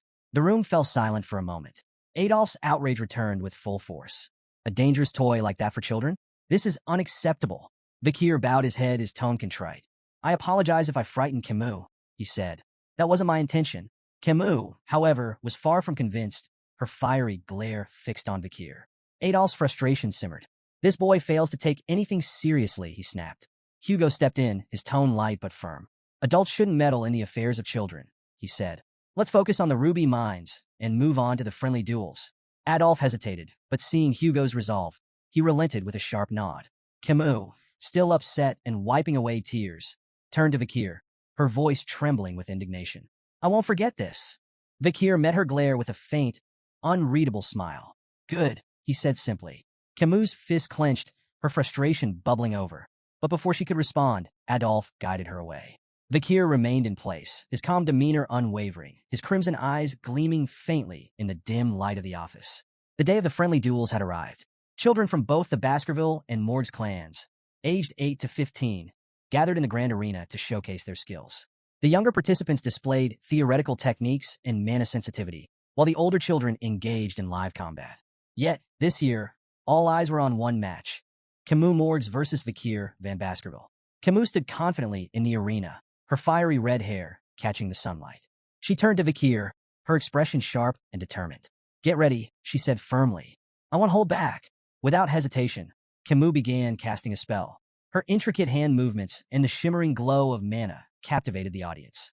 Spectators murmured in awe as her magical energy grew more intense. A voice in the crowd broke through the noise. Is she casting quadruspells? The exclamations turned to gasps of astonishment. Quadruspell casting, the ability to cast 4 spells simultaneously, was a feat that eluded even many adult mages. Seeing an 8-year-old achieve it left the audience awestruck. She really is the Morgs clan's genius mage, one spectator remarked. Exactly what we'd expect from someone like her. Camus unleashed a flurry of attacks, casting 4 powerful spells simultaneously. Fire, ice, wind, and earth magic surged toward Vikir with precision and force. But Vikir dodged effortlessly. His movements were fluid, almost casual. Shaking his head slightly, he spoke with a faint tone of criticism. Instead of showing off with flashy spells, maybe focus on mastering just one. Camus sneered. Her pride stung. Why do you even care? You're just an idiot who doesn't understand magic. With a swift incantation, she conjured a sand wall, a thick barrier of swirling grains, to separate them. But Vikir, unimpressed, broke through it with a single kick. The wall crumbled like paper, scattering in the wind. Camus froze, stunned. Is this the strength of someone who's bathed in the river Styx? Her mind raced, recalling the tales of the infamous Baskerville trial. But before she could regroup, Vikir moved in with lightning speed. Realizing too late that the attack was unavoidable, Camus shut her eyes, bracing for the blow. But it never came. When she opened her eyes, she found herself propelled backward. Not by a strike, but by a flick to her forehead. The sheer power of the flick sent her tumbling across the arena floor. On the sidelines, Adolphe stared in disbelief. A flick? That was just a flick. Camus winced, holding her forehead, her fiery demeanor shaken. Why did you flick me? Are you going easy on me? Vikir smiled faintly, tapping his own forehead. Maybe it's time to end this before things get out of hand. Camus' eyes watered with frustration, but she refused to yield. With a defiant shout, she cast another spell. This time, she conjured 2 sand walls, layered for extra protection. Try getting through this, she declared confidently. Vikir stood unbothered, considering walking around the walls entirely. But with a faint smirk, he decided to humor her. Drawing back his fist, he punched straight through both barriers. The sand wall shattered, leaving a clean hole in his wake. Camus froze, astonished, as Vikir stepped through the debris. As he approached her, Vikir mimicked a flicking motion with his hand. Whose arm crossed the wall? He asked, his tone calm and deliberate. Camus opened her mouth to respond, but before she could, Vikir answered for her with another flick to her forehead. The stronger one, he said simply. The force of the flick sent Camus sprawling to the ground again. Growling in frustration, she pushed herself up, her fiery glare fixed on Vikir. Still ready to fight, she snarled, I'm not done yet. Vikir sighed inwardly. Dealing with children is harder than I thought. I could end this in zero point 0.1 seconds if I wanted to, but that would just cause more problems. Dodging Camus' relentless spells with ease, Vikir's sharp gaze wandered to another part of the arena. Two contestants, a sword apprentice and a mage, were locked in a duel. The swordsman's precise, powerful strikes tore through the mage's spells. An idea sparked in Vikir's mind. They might be useful for this. Meanwhile, Camus' frustration boiled over. "Stop running away and fight me," she shouted, her voice trembling with anger. Vikir seized the opportunity, his tone calm but firm. "You might want to have a defensive spell ready." Camus blinked, momentarily confused by his sudden comment. Before she could process his warning, she noticed the mage behind Vikir preparing a large-scale attack. The intense glow of gathering mana filled the air. Adolf, observing from the sidelines, pieced together Vikir's plan. His voice rose in alarm. "Camus, watch out." The mage's spell erupted in a massive, fiery blast that engulfed the arena. Gasps and cries rippled through the audience as heat and blinding light consumed the battlefield. For a few tense moments, nothing was visible but flames and dust. In the chaos, Camus activated a defensive spell just in time, narrowly avoiding serious injury. But as the dust settled, she realized her clothes had been burned away by the flames. The crowd murmured in shock, their whispers growing louder. Camus froze. Tears welled up in her eyes as the horrifying reality sank in. She had been exposed in front of the entire audience. Her hands trembled as she tried to cover herself, humiliation washing over her. She heard her uncle Adolf calling her name, his voice filled with worry. How could this happen? She thought, her shame overwhelming. As the smoke began to clear, Vikir stepped forward. His calm figure emerged from the dissipating dust, unscathed and composed. The audience fell silent, their attention fixed on him. Vikir approached Camus, shrugging off his jacket as he reached her. To the crowd's surprise, he draped it over her shoulders. "You'll need this," he said simply, his voice steady. Camus stared at him in shock, her face flushed. "But you'll be exposed if you give me your only jacket." Vikir brushed off her concern with a faint smile, his tone light but resolute. "It doesn't matter." Camus, still reeling from the chaos, struggled to understand why her supposed rival would offer her kindness. Her confusion deepened when she noticed a thin line of blood trailing down Vikir's arm. "You're hurt," she said, pointing at the wound. Vikir glanced down, momentarily surprised. He hadn't expected his body, strengthened by the river Styx, to be scratched. Examining the cut more closely, he realized the swordsman's blade in the adjacent duel must have carried lingering aura. As the dust fully settled, the scene came into focus for the audience. Camus sat on the ground, wrapped in Vikir's jacket, her fiery demeanor momentarily subdued. Beside her stood Vikir, his shirtless figure revealing a small but noticeable wound on his arm. The crowd murmured in awe, their gazes drawn to Vikir's impressive physique. Despite his young age, his toned muscles and disciplined build stood as a testament to the brutal training of a Baskerville hound. Among the spectators, admiration for Vikir was growing. But for Camus, the situation was more complicated. Her cheeks burned with a faint blush as her gaze kept drifting toward Vikir. "Why am I feeling like this?" she wondered, her earlier anger replaced by an unfamiliar sensation. Even as her uncle Adolf pulled her into a protective hug, her thoughts remained on Vikir. Later, Vikir walked alongside Hugo down a dimly lit hallway, breaking the silence. Hugo's voice was calm but probing. "How was the battle with the Morg's girls?" Vikir answered thoughtfully. "It was interesting. I learned the purpose of the event once again." Hugo nodded slightly. "A battle with a mage is different from a duel between swordsmen. Why didn't you go for a decisive blow?" Vikir hesitated before admitting. "I wasn't sure how to handle a lady in battle." Hugo's expression hardened. "Letting your guard down will only lead to injury. Take this scratch as a lesson." The unexpected concern in Hugo's tone gave Vikir pause. This isn't the Hugo I remember, Vikir thought. The Hugo he knew had been strict, cold, and brutal, his emotions as unyielding as stone. Rumors whispered that Hugo's harshness stemmed from the loss of his first wife and eldest daughter, but such things had never been Vikir's concern. Yet now, hearing a faint trace of worry in Hugo's voice, Vikir felt a rare moment of unease. Seeking to shift the subject, Hugo asked, "What do you think we should do with the ruby mines?" Without hesitation, Vikir replied, "We should give control of the mines to the Morgs." Hugo's eyebrows shot up in surprise. "And your reasoning?" "The Baskervilles' primary focus is territorial expansion," Vikir explained. "The monsters and barbarians around the mines will be obstacles if we try to claim the region directly. By allowing the Morgs control of the mines, we can use them to minimize our losses. Their presence will draw the threats into that area, allowing us to handle everything at once." Hugo listened carefully, his sharp mind processing Vikir's words. Slowly, a smile spread across his face. Interesting, he said. Once the Mords assign a large number of people to the mines, we'll push the monsters and barbarians into that region. The ruby veins will be soaked in their blood, and the Mords will think twice before stepping onto our land again. Placing a hand on Vikir's head, Hugo said, "Your idea aligns with about 90% of what I had in mind." Impressive. Vikir accepted the praise silently, his expression composed. Inside, he mused on the irony. This plan was originally Hugo's idea. Vikir had carried it out on his orders in his previous life. Now, seeing it unfold from this perspective brought an odd sense of satisfaction. To conclude, Vikir added, "We should keep a close eye on the Mord's movements." Hugo dismissed the concern with a wave of his hand. "There's no need. I've already increased the number of hounds scouting the area."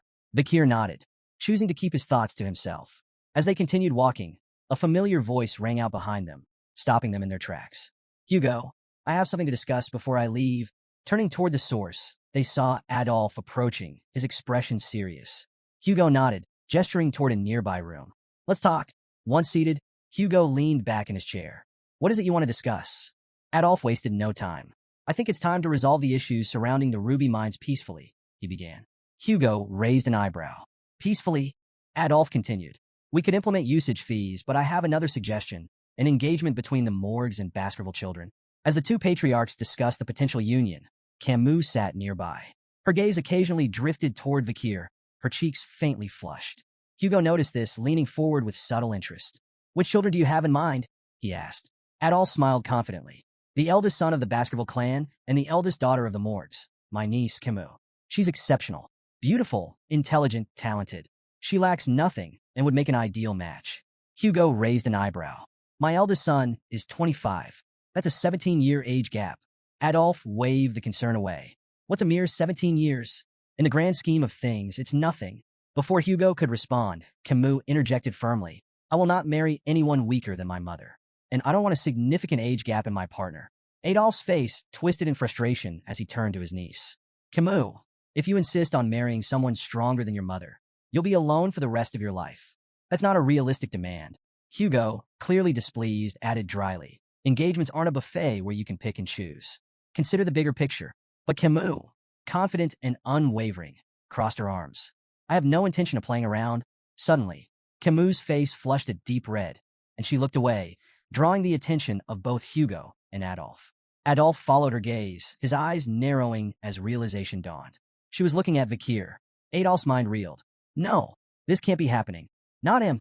Leaning toward her, Adolf hissed in a harsh whisper, "Don't even think about it. Vikir is of the Van surname, not from the Lil lineage. He's a small fish in a big pond. This is absurd." Hugo, sensing the rising tension, sighed and decided to intervene. "The most important thing in an engagement," he said, "is the opinion of those involved. Let's hear what Vikir has to say." All eyes turned to Vikir. Camus looked at him expectantly, her blush deepening as the room fell silent. Meeting her gaze, Vikir's calm voice broke through the tension. "I accept." The room erupted into chaos. Adolf's face turned beet red. He opened his mouth to object, but before he could say a word, Vikir added, "To do as I'm told." Adolf's outrage doubled, his voice rising. "What kind of attitude is that toward the Morgs clan's daughter?" Camus, on the other hand, was completely flustered. Her face turned crimson as she tried to decipher Vikir's cryptic response. Is he shy? Does this mean he's secretly okay with the engagement? Her mind raced with possibilities, each more baffling than the last. Hugo, clearly amused by the situation, interjected with a composed tone. "In the Baskerville household, names and titles hold little meaning. Greatness comes from ability, not bloodline. Even those of Van descent can rise to prominence." Adolf's expression remained skeptical, his eyes narrowing as he turned to scrutinize Vikir. The young Baskerville stood tall, calm and unyielding under Adolf's piercing gaze. Internally, however, Vikir was assessing Adolf just as carefully. As a six-circle mage and one of the Mords clan's strongest supporters, Adolf was undeniably formidable. Breaking the silence, Adolf said coldly, "I don't think it's wise to rush this. We can't have just anyone become Camus' husband." Vikir reflected on the peculiar customs of the clans, where engagements often felt more like polite suggestions than binding agreements. Still, he couldn't help but wonder if Adolf, with his lofty standards, was dissatisfied even with the renowned genius of the Baskerville clan. Adolf's skepticism grew as he stepped closer, placing a firm hand on Vikir's shoulder. He applied pressure, clearly testing the boy. But to Adolf's surprise, Vikir didn't budge. His sturdy frame defied expectations, as though the weight of a six-circle mage was nothing to him. Intrigued, Adolf asked sharply, "Why aren't you responding? Are you even paying attention?" Vikir's blunt reply was like a thunderclap in the room. "I stopped listening after you said it was unwise to say certain things to me." Camus gasped audibly, her eyes wide. Her uncle, one of the most powerful mages in the clan, had been dismissed by a child. Meanwhile, Hugo struggled to stifle his laughter, turning away to hide the smirk threatening to break across his face. Adolf, instead of anger, erupted in a dark, booming laugh. Turning to Hugo, he declared, "I think I need to have a more in-depth conversation with this boy." Hugo raised an eyebrow, suspicious. "What are you planning, Adolf? You're not going to scold an 8-year-old, are you?" Adolf laughed again, the sound echoing ominously. "Not as a deputy patriarch of the Mord's clan. I'm speaking as her uncle. After all, Vikir might one day marry my niece." Camus' face turned crimson. "Uncle, stop it," she pleaded, but Adolf ignored her protests. "These moments are inevitable, Camus," he said, waving her off. Hugo, sensing where this was heading, gave Adolf a skeptical look. "You're serious about this, aren't you?" Adolf nodded, his expression grimly amused. "Completely." Hugo sighed, hesitant but ultimately relenting. "Fine," he said, "but don't take it too far. The last thing we need is a political incident over a conversation." Camus groaned in frustration. "This isn't a conversation," she muttered, crossing her arms. It quickly became clear to everyone in the room. This wasn't going to be a talk. It was a duel. After some time, Vikir and Adolf stood face to face in the center of the arena, tension crackling in the air. Hugo and Camus watched from the sidelines, each with their own thoughts. Adolf smirked and declared, "Show me everything you've got, boy. Don't hold back." Vikir's confidence barely wavered. "If I actually go all out, you might end up face first on the floor," he mused, suppressing a grin. To kick things off, Adolf performed an intricate spell, seamlessly combining fire, earth, and water magic to create a clay pot. He filled it with water and balanced it on his head with a flourish. "Your challenge," he announced, "is to make even a single drop spill. If you succeed, you win." Vikir raised an eyebrow. "A pot-on-head challenge? This guy's either crazy confident or crazy." Camus leaned toward Hugo. "This is classic Adolf," she explained. "His control is basically unmatched." Vikir analyzed the setup. Charging straight at Adolf might not work, but it'd give him valuable intel. Without hesitation, he lunged forward, sword in hand, aiming directly for his opponent. "Vikir, no!" Camus cried, horrified by his reckless approach. Adolf didn't flinch. He raised a hand, casting a shimmering barrier that effortlessly absorbed Vikir's strike. "Rookie mistake," Adolf said smugly, glancing at Camus. "Why are you helping him?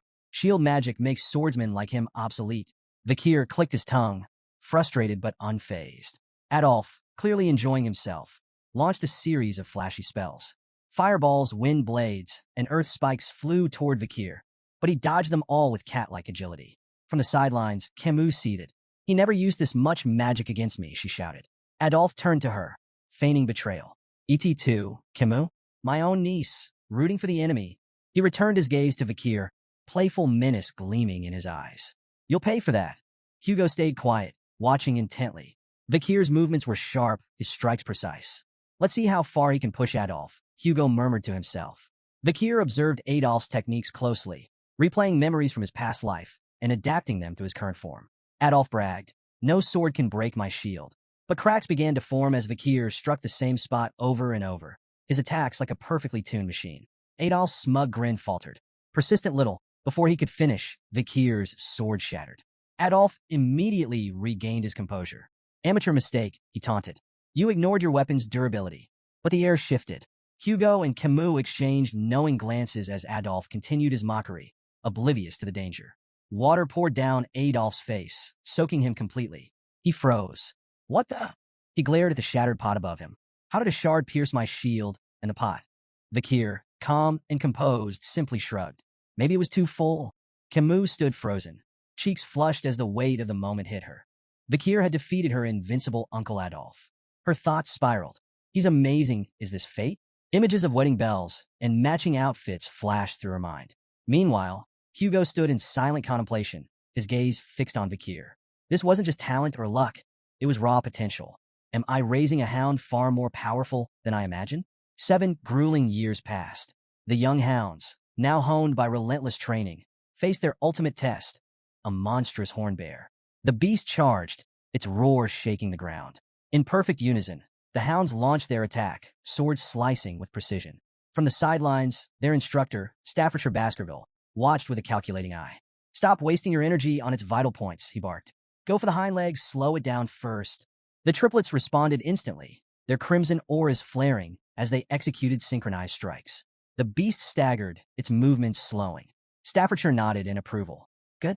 That's how Baskervilles fight, as a pack."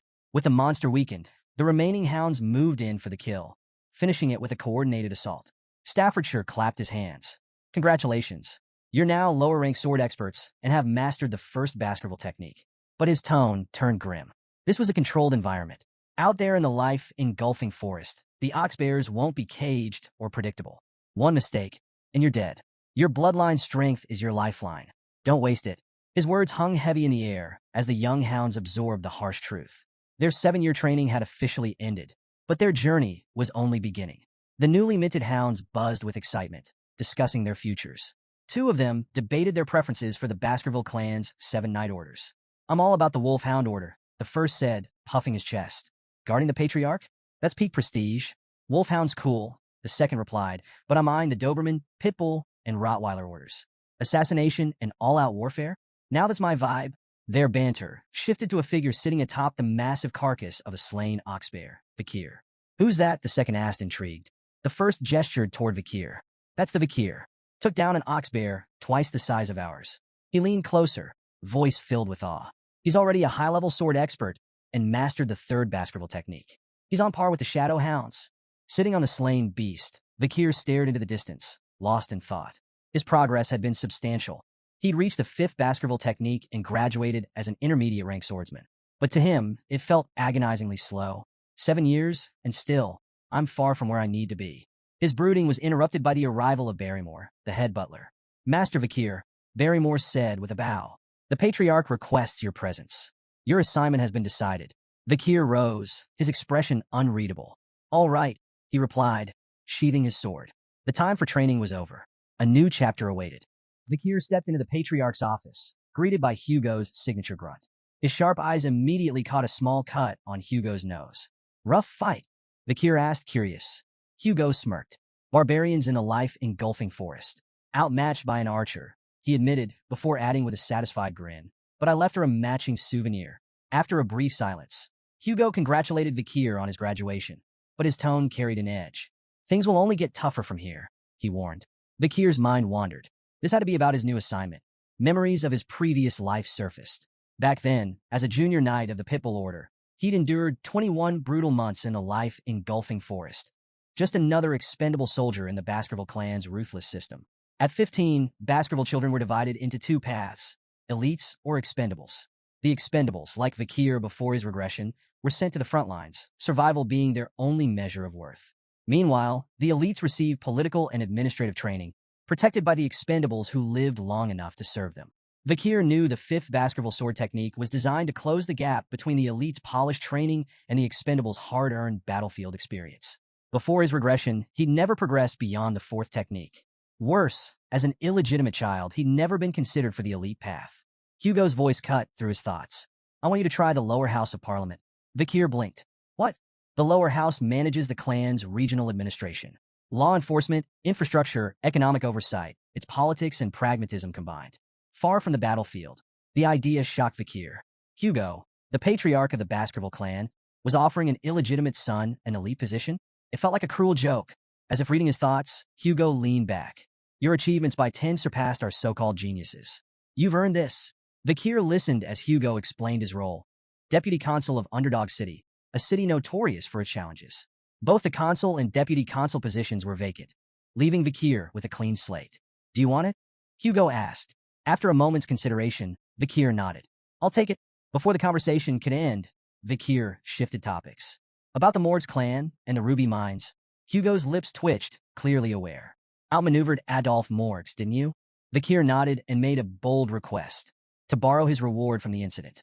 The head butler froze, his shock evident. But Hugo didn't flinch. Stamping a document, he handed it over. "Don't make me regret this." "I won't," Vakir said firmly, though his stomach churned at the sound of Hugo's final words. "Good luck, son." The word hit like a thunderclap. Before his regression, Hugo would never have called him son. As Vakir and the head butler walked down the hallway, the butler's grave tone broke the silence. Master Hugo holds you in high regard. Assigning a consulship before a battle posting, unprecedented. It's part of the disciplines of kingship. His words implied that Hugo was grooming Vakir for far greater responsibilities. Vakir, however, wasn't one to bask in praise. He knew this appointment wasn't a reward but a challenge. This was a chance to sharpen his skills in a less dangerous environment. Even so, memories of his past life refused to let him relax. The cold sensation of the guillotine's blade haunted him. That vivid memory fueled his resolve. Someday, Hugo La Baskerville would feel the same icy despair. Meanwhile, in Underdog City, a bustling villa buzzed with activity. A bald man barked orders at two workers. The villa must be spotless by tomorrow. The new deputy consul arrives then. One worker, wiping sweat from his brow, muttered, "I hope he knows business." His companion snorted. "Business? The guy's only 15. Their speculation was interrupted by a boy approaching the villa. Mistaking him for a servant's child, one worker placed a hand on his shoulder. "Hey kid, whose son are you?" The boy's glare was icy. "Remove your hand." The workers exchanged glances, taken aback, as the boy produced a document. "I'm Vakir van Baskerville," he announced coolly, "your new deputy consul." The men stood dumbfounded, their eyes darting between Vakir and the papers. One finally stammered, "But you're early." Ignoring their confusion, Vakir strode inside, issuing his first order. "Prepare food and drinks. We're hosting a party tonight." By nightfall, the villa was a whirlwind of celebration. Nobles mingled, tables groaned under feasts, and laughter echoed through the halls. Yet not everyone was in a festive mood. Chihuahua Baskerville, the general secretary of Underdog City, was pacing in his office. From his window, he could see the lavish party raging below. His fists clenched. "Unbelievable," he muttered. The city was already reeling from corrupt officials, and every deputy consul before Vakir had been sacked for bribe-taking. Now, the new appointee, just a kid, was throwing a party on his first day? Chihuahua's indignation turned to alarm as he suddenly felt a presence behind him. "Are you the general secretary?" Chihuahua whirled around, nearly tripping over himself. Standing in the shadows, calm and composed, was Vakir. Yes. Yes, that's me." Chihuahua stammered, trying to regain his composure. Vakir stepped into the light, his piercing gaze unsettling. "Vakir van Baskerville, your new deputy consul." Chihuahua swallowed nervously, but managed to introduce himself. Vakir repeated his name thoughtfully, his sharp eyes narrowing slightly. "No middle name?" Vakir mused aloud, his tone light yet pointed. Chihuahua braced for ridicule. In Baskerville hierarchy, a missing middle name marked one as an outsider, an employee, not family. He had endured years of discrimination because of it. When Vakir placed a hand on his shoulder and said, "Nice," he flinched internally, expecting sarcasm. Instead, Vakir's tone was calm. "I reviewed your background on the way here. Born and raised in Underdog City, right? You've done well. I won't interfere with how you manage things." Chihuahua blinked, his confusion palpable. "Okay," he muttered, unsure if this was a genuine compliment or some strange new form of harassment. Vakir's tone shifted, growing more serious. "Your management of the personal law system is commendable, but the judicial system here is another matter. The problem isn't just illegal businesses. It's that the underground economy has more power than the law." Chihuahua hesitated before replying. "So, shut down the illegal businesses? That won't be enough," Vakir countered. "The heads of these operations need to be removed. And to do that, we need a new law." "A new law?" Chihuahua repeated, startled. Vakir nodded. "Within a week, the underground economy will be in shambles. But I need a cause. Something to justify creating and enforcing this law." Chihuahua furrowed his brow. "Why do you need a cause? Isn't it enough to act against illegal businesses?" Vakir smirked, his gaze sharp. "I'm a 15-year-old deputy consul. Without a strong performance, I'm just a kid with a fancy title. This isn't about acting. It's about proving I can win." His expression twisted into a mischievous grin as he added, "To put it simply, I'll lay out poop for the flies." Chihuahua stood there dumbfounded. What in the world was this kid planning? The next day, Vakir arrived at Dort Smile Street, Underdog City's bustling downtown hub. Crowds had already gathered, their curiosity piqued by the rumors of their new deputy consul's first public action. Standing on a makeshift stage, Vakir held a large stake in his hand, his calm demeanor commanding attention. Chihuahua and the other officials stood nearby, exchanging puzzled glances. Since dawn, Vakir had been on that stage, silently biding his time. Finally, he stepped forward and introduced himself. "I am Vakir van Baskerville, your new deputy consul." The crowd buzzed with surprise, their whispers swelling like a tide. Many found it hard to believe that someone so young could hold such a high position. While a few onlookers murmured that Vakir was cute, Most questioned what someone his age could possibly achieve. Undeterred, Vikir raised his voice, addressing the crowd with confidence. He reminded them of the Baskerville family's long-standing laws, unwavering and as strict as ever, regardless of who held office. But skepticism was thick in the air. Doubts about his age, ability, and resolve rippled through the crowd. Some muttered bitterly about the corruption of past officials, assuming Vikir would inevitably fall into the same trap. Standing beside him, Chihuahua clenched his fists. Unable to stay silent, he snapped at the crowd, demanding respect for the new deputy consul. His sharp tone momentarily hushed the murmurs, though many still whispered that Chihuahua seemed better suited for the role than the boy standing on the stage. Then, Vikir acted. With a display of raw strength, he hoisted the large stake high above his head. In one powerful motion, he drove it into the ground with such force that the earth seemed to tremble. Gasps spread through the audience, their skepticism giving way to astonishment. Before the awe could fade, Vikir made his move. Standing tall, he declared the introduction of a new decree, the Vikir Special Law. The first provision, he announced, his voice carrying over the crowd, is simple. Anyone who pulls this stake from the ground will be rewarded with 100 million gold, personally paid by me. The crowd erupted in disbelief. 100 million? They shouted, their voices blending into a chaotic cacophony of awe and doubt. Could it really be that simple? Could pulling out a stake make someone unimaginably rich? Yet, despite the excitement, no one stepped forward. Vikir's sharp eyes scanned the hesitant faces, his gaze daring someone to take the challenge. What's wrong? He taunted. Does no one have the guts to try? When the silence persisted, he smirked and raised the stakes, literally. Paragraph 1, Article 2, he declared. The prize is now 1 billion gold to the person who pulls out this stake. Gasps of shock rippled through the crowd. 1 billion gold was beyond anyone's wildest imagination, a life-changing fortune. The murmurs turned feverish as the audience grappled with the sheer magnitude of the reward. Amid the tension, a loud, mocking laugh cut through the noise. An overweight man lumbered forward, his face twisted in disdain. What is this nonsense? Do you take us for fools? He barked. No one's going to fall for such a ridiculous stunt.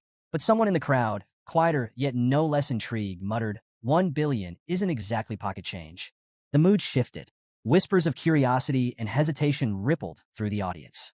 Behind Vikir, Chihuahua was more perplexed than ever. Why weren't they the ones embarrassed by this spectacle? Why was the crowd the one feeling the pressure? Unfazed by the noise, Vikir remained calm, his presence commanding. He stepped forward, his voice cutting through the whispers. So, he asked, his tone sharp and direct, is there no one brave enough to accept the challenge? The crowd fell silent once again, the weight of his words hanging heavy in the air. When no one stepped forward, Vikir raised the stakes once more. His calm voice carried over the hushed crowd. The reward is now 10 billion gold. The crowd collectively froze, their disbelief palpable. Whispers rippled through the gathering. This has to be a joke, someone murmured. Don't be stupid, another cautioned. Look at his sword. If you seem too greedy, he might cut you down. Despite the unimaginable prize, fear and hesitation kept everyone rooted in place.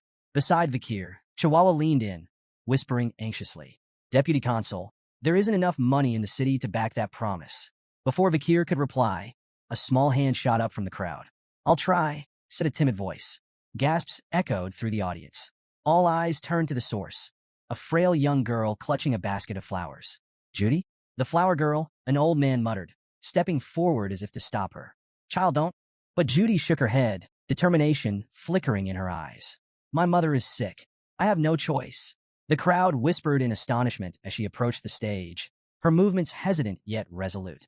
Standing before the massive stake, Judy glanced nervously at Vikir, who towered over her with an unreadable expression. Vikir spoke a single word, pull. His voice was calm, devoid of any hint of mockery or encouragement. Judy couldn't tell if he was serious or testing her. With trembling hands, she wrapped her fingers around the stake. Taking a deep breath, she pulled with all her strength. To everyone's shock, the stake slid out effortlessly, as though it had been planted in sand. A stunned silence fell over the crowd. Mouths hung open, eyes wide in disbelief. How could a frail little girl succeed where no one else dared to try? Judy stared at the stake in her hands, unsure of what to do next. She glanced nervously at Vikir, her heart racing when she saw him reach for his sword. Tears welled up in her eyes as she thought of her sick mother and the consequences of her boldness. But instead of cold steel, something warm and heavy landed in her hands. Startled, she opened her eyes to see Vikir kneeling before her, holding out a small bag. For now, here's 100 million gold, he said calmly. Judy froze, clutching the bag tightly as the weight of his words sank in. Was this real? Bakir rose to his feet, his tone businesslike. Where's your home? He asked. 10 billion gold is too heavy to carry. I'll have it delivered with a guard to protect it. Placing a hand gently on Judy's head, Bakir spoke with quiet authority. This is the law. It must always be obeyed. The crowd erupted into a cacophony of murmurs and gasps. Bakir had done the unthinkable. He had kept his outlandish promise. Even Chihuahua, standing on the stage, was left slack-jawed, unable to process what he had just witnessed. This bold performance was a turning point. The Bakir special law swept through the city, becoming the talk of Underdog. It overshadowed even the Baskerville clan's long-standing governance law. For the first time, people saw the young deputy consul as more than just a figurehead. He was someone who kept his word, no matter how audacious it seemed. Citizens were deeply moved by the simple fairness of the law, rewards for those who upheld it and consequences for those who broke it. Word of Bakir's commitment spread like wildfire. Unlike his corrupt predecessors, Bakir wasn't about greed or empty promises. He was earning the city's respect. In a matter of weeks, the atmosphere in Underdog City began to shift. Crime rates plummeted, and for the first time in years, the streets felt safer. The people began to take pride in their leadership. In the deputy consul's office, Chihuahua was scribbling on a board when Bakir approached, noting that the text was written in the Eastern language. Impressive handwriting, Bakir remarked casually, sparking a conversation. Still reeling from the earlier spectacle, Chihuahua confessed, Deputy Consul, I've lived in this city for 2 decades, and I've never seen anything like today. It was inspiring. Bakir offered a faint smile. Fear and wrath can only go so far. Trust in the law is what matters. Today wasn't about theatrics. It was about trust. Chihuahua, visibly moved, stepped forward and bowed deeply. You have my loyalty, sir. From this day forward, I will serve you for the rest of my life. Relax, Chihuahua. You're going to overheat, Bakir teased, but his thoughts were already drifting. Reflecting on his success, Bakir couldn't help but think of a future that once was. He remembered Camus Morgues, whose iron-fisted rule had once brought crime rates to an impressive 1%. But her methods relied on fear, alienating the people she ruled. Bakir was determined to forge a better path, one that earned loyalty, not resentment. Turning to the map spread out on his desk, Bakir marked several locations. These were potential hideouts and operational bases for illegal groups. The real challenges are just beginning, he murmured. The 10 billion gold reward had already been spent. Now it was time to recover those funds. Pointing to the marked areas, he laid out his plan to monitor these locations and confiscate the dirty money fueling the city's criminal networks. Chihuahua leaned over the map, intrigued. How do you know these are their bases? With a smirk, Bakir tapped his nose. I can smell them. The truth, of course, was far less mystical. Bakir's memories from before his regression had provided him with precise knowledge of these operations. While Chihuahua marveled at his investigative prowess, Bakir kept his advantage to himself, confident that his next steps would tighten his grip on the city's underground economy. Their conversation was interrupted by a staff member bursting into the room. Deputy Consul, he announced, the Village Hall's Youth Autonomy Association has requested a meeting. Chihuahua didn't seem surprised. It's about time, he muttered. Bakir, however, scowled. Arrogant bastards, he said bluntly. What do they want? Chihuahua explained. The Youth Autonomy Association is made up of second and third generation members from Baskerville's 7 founding families.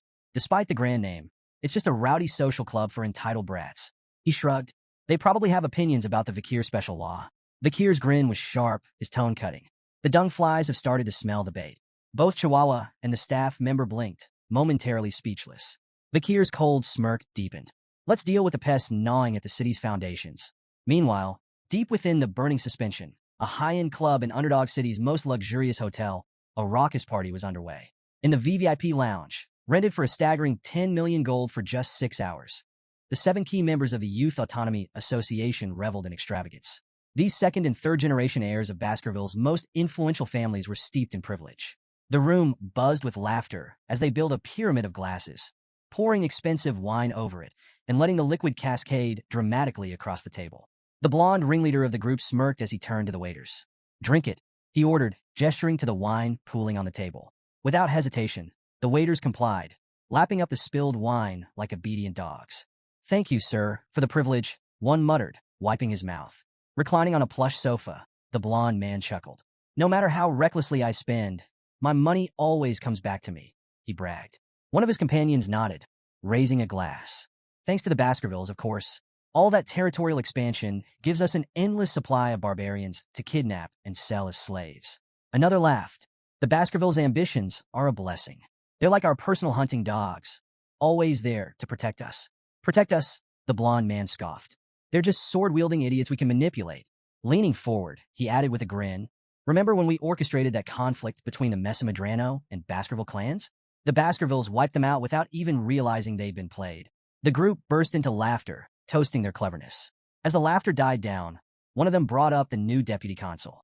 What about this Vikir van Baskerville? The blonde man sneered. Oh, never heard of him. The group shook their heads, equally unimpressed. Well, the blonde man said, his grin widening. How about we teach the boy a lesson? We'll invite him to a lavish party, ply him with expensive drinks and women, and then stick him with the bill. The group roared with laughter at the thought. Think about it, the blonde continued. The kid wouldn't dare report us. A 15-year-old deputy consul? He'd ruin himself trying to pay. As they finalized their plan, the waiter entered with a group of women in tow, their arrival announced with a flourish.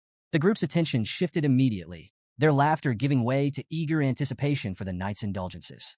As the party raged on, one of the companions noticed an unfamiliar young man standing among the women. His brow furrowed. Who's that kid? He demanded. The waiter stammered nervously. He entered with so much confidence that no one stopped him. The young man stepped forward, and the room fell silent as recognition began to dawn. It was none other than Vikir himself. The blonde man, smirking to hide his unease, gestured for a waiter to handle the situation. The waiter grabbed Vikir by the hair, yanking him forward. Who do you think you are, barging in here? He snarled. Vikir's cold, glowing eyes froze the room. A tension so thick it felt like suffocating blanketed the space. Without a word, Vikir twisted the waiter's arm at an unnatural angle, eliciting a howl of pain that sent shivers through the group. The companions froze, staring in disbelief as Vikir calmly stepped forward. One of them, his voice shaking, stammered, Deputy Consul Vikir? Why are you here? Vikir's reply was short and cutting. You invited me. The blonde man forced a laugh, his tone overly jovial. Well, isn't this incredible? The Deputy Consul has graced our humble party. What an honor. Vikir didn't respond. He sat silently, his sharp gaze scanning the room as the blonde man leaned in to whisper to a companion. Their hushed tones weren't subtle enough to escape Vikir's trained ears. Let's move ahead with the plan, the blonde man murmured. Keep him here, and when it's over, stick him with the bill. The companion smirked. Let's see if he even tries to fight it. Vikir's patience snapped, slamming his hand down on the table. The entire surface exploded with a deafening crack, sending glass, drinks, and the champagne tower crashing to the floor. The room descended into chaos as the stunned partygoers struggled to process what had just happened. The blonde man's eyes widened in shock. He stared at the shattered remnants of the table, his mind racing. Did he use mana for that? The realization hit him like a blow. Vikir wasn't just a child. He was a trained Baskerville, one of the most dangerous warriors in the territory. One companion, trembling, whispered angrily, we underestimated him. The blonde man snapped back, do something. But the companion shook his head, visibly terrified. We don't stand a chance. Vikir leaned forward, his hand landing heavily on the shoulder of one of the companions. The man froze under his icy gaze, panic flooding his features. Well, we'll pay for the drinks ourselves, the man blurted out desperately. Vikir's expression darkened. Were you planning to make me pay for everything? His voice was cold, each word a dagger of accusation. The companion's face shifted from panic to regret, realizing the depth of their mistake. Another companion nervously laughed, trying to diffuse the tension. Who would even dare think of doing something so ridiculous? The blonde man forced an awkward laugh, jumping in. It's all a misunderstanding. We were just testing you, to see if you're strong enough to resist the city's corruption. Exactly, another chimed in hastily. And it looks like you've passed. You're just the kind of leader underdog city needs. Vikir's piercing gaze silenced their excuses. Without warning, he lunged at the man sitting closest to him.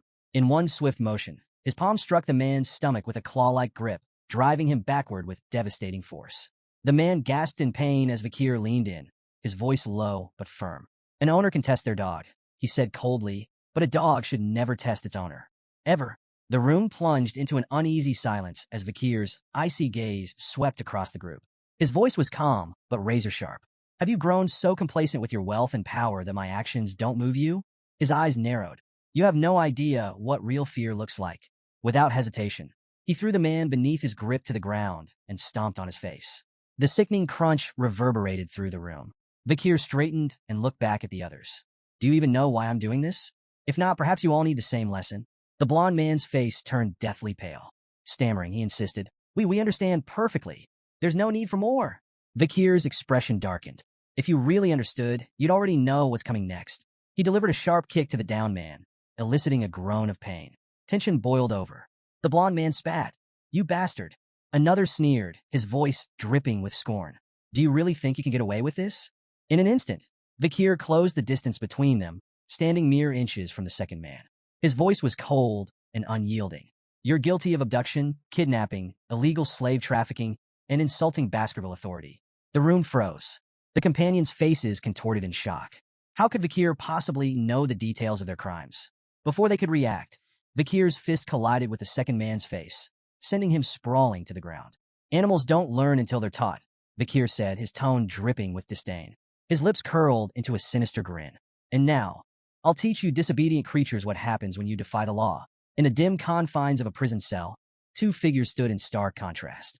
Vikir, calm and composed, regarded the scene with indifference, while General Secretary Chihuahua looked visibly shaken. Before them, the blond man, his face swollen and bloodied, screamed profanities. His voice echoed harshly off the stone walls. "You think this ends here?" The blond man snarled, venom in his tone. "The moment I'm out of here, I'll have both of your heads on spikes. My father will never forgive this." Chihuahua, unnerved by the outburst, turned to Vikir. "Deputy Consul," he began cautiously, "did you really have to go this far?" Vikir glanced at him, his faint smirk betraying no remorse. "Do you think I overdid it?" Chihuahua's response was emphatic. "Yes. Look at him. He's barely human anymore. You've turned him into a meat bag." Vikir's smile didn't waver. He strode toward the cell, his voice calm but laced with menace. This is nothing. I haven't even started." Chihuahua's unease deepened. "What are you planning?" he asked, his tone wary. Vikir's response was chilling. "I'm going to purge all the corrupt civil servants who've twisted the Baskerville system into something monstrous." He gestured toward the prisoners behind the bars. "Look at them, arrogant smug. They've trampled the clan's authority for far too long. This is what happens when education is neglected." The blond man and his companions, finally grasping the severity of their situation, dropped their bravado. Desperation etched their faces as they begged for mercy, offering Vikir anything he wanted in exchange for their lives. Chihuahua, ever the pragmatist, voiced his concern. "You do realize their families won't sit quietly, right? They may be cowards, but they're bold enough to retaliate if pushed too far. This could spiral out of control." Vikir's confident smile didn't waver as he reassured Chihuahua. "These men are deeply tied to the criminal underworld of Underdog City," he explained. "Their families are just as complicit. None of them would dare raise a complaint. They'd be incriminating themselves." Chihuahua wasn't convinced. "But what about evidence? Without proof, this could blow up in our faces." Vikir's reply was calm and cryptic. "I have ways of finding evidence. And if none exists," he let his words linger before finishing, "I'll create it." Despite his composed demeanor, Vikir's mind was racing with calculations. He wasn't concerned about backlash. The world was shifting, and soon he'd either be sent to battle or depart for the academy. Either way, time was on his side. Standing before the prisoners, Vikir's voice turned icy, each word deliberate and cutting. Human trafficking, kidnapping, bribery, blackmail, assault through intermediaries, murder. The crimes fell from his lips like hammer blows in the stifling silence of the cell.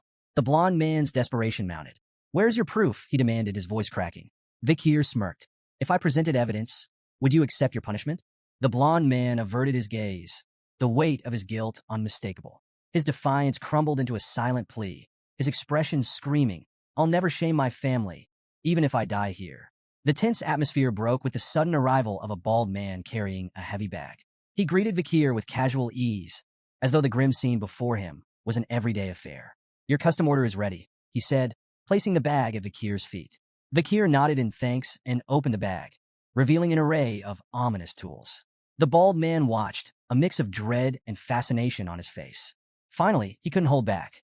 "I've been in this business for 30 years, but I've never seen tools like those. Where did you come up with such terrifying devices?" Without looking up, Vikir replied nonchalantly, "I didn't invent them. They were common where I came from." The bald man froze, visibly unsettled. "Where you came from? What hellhole is that?" Vikir chuckled. "Something like that."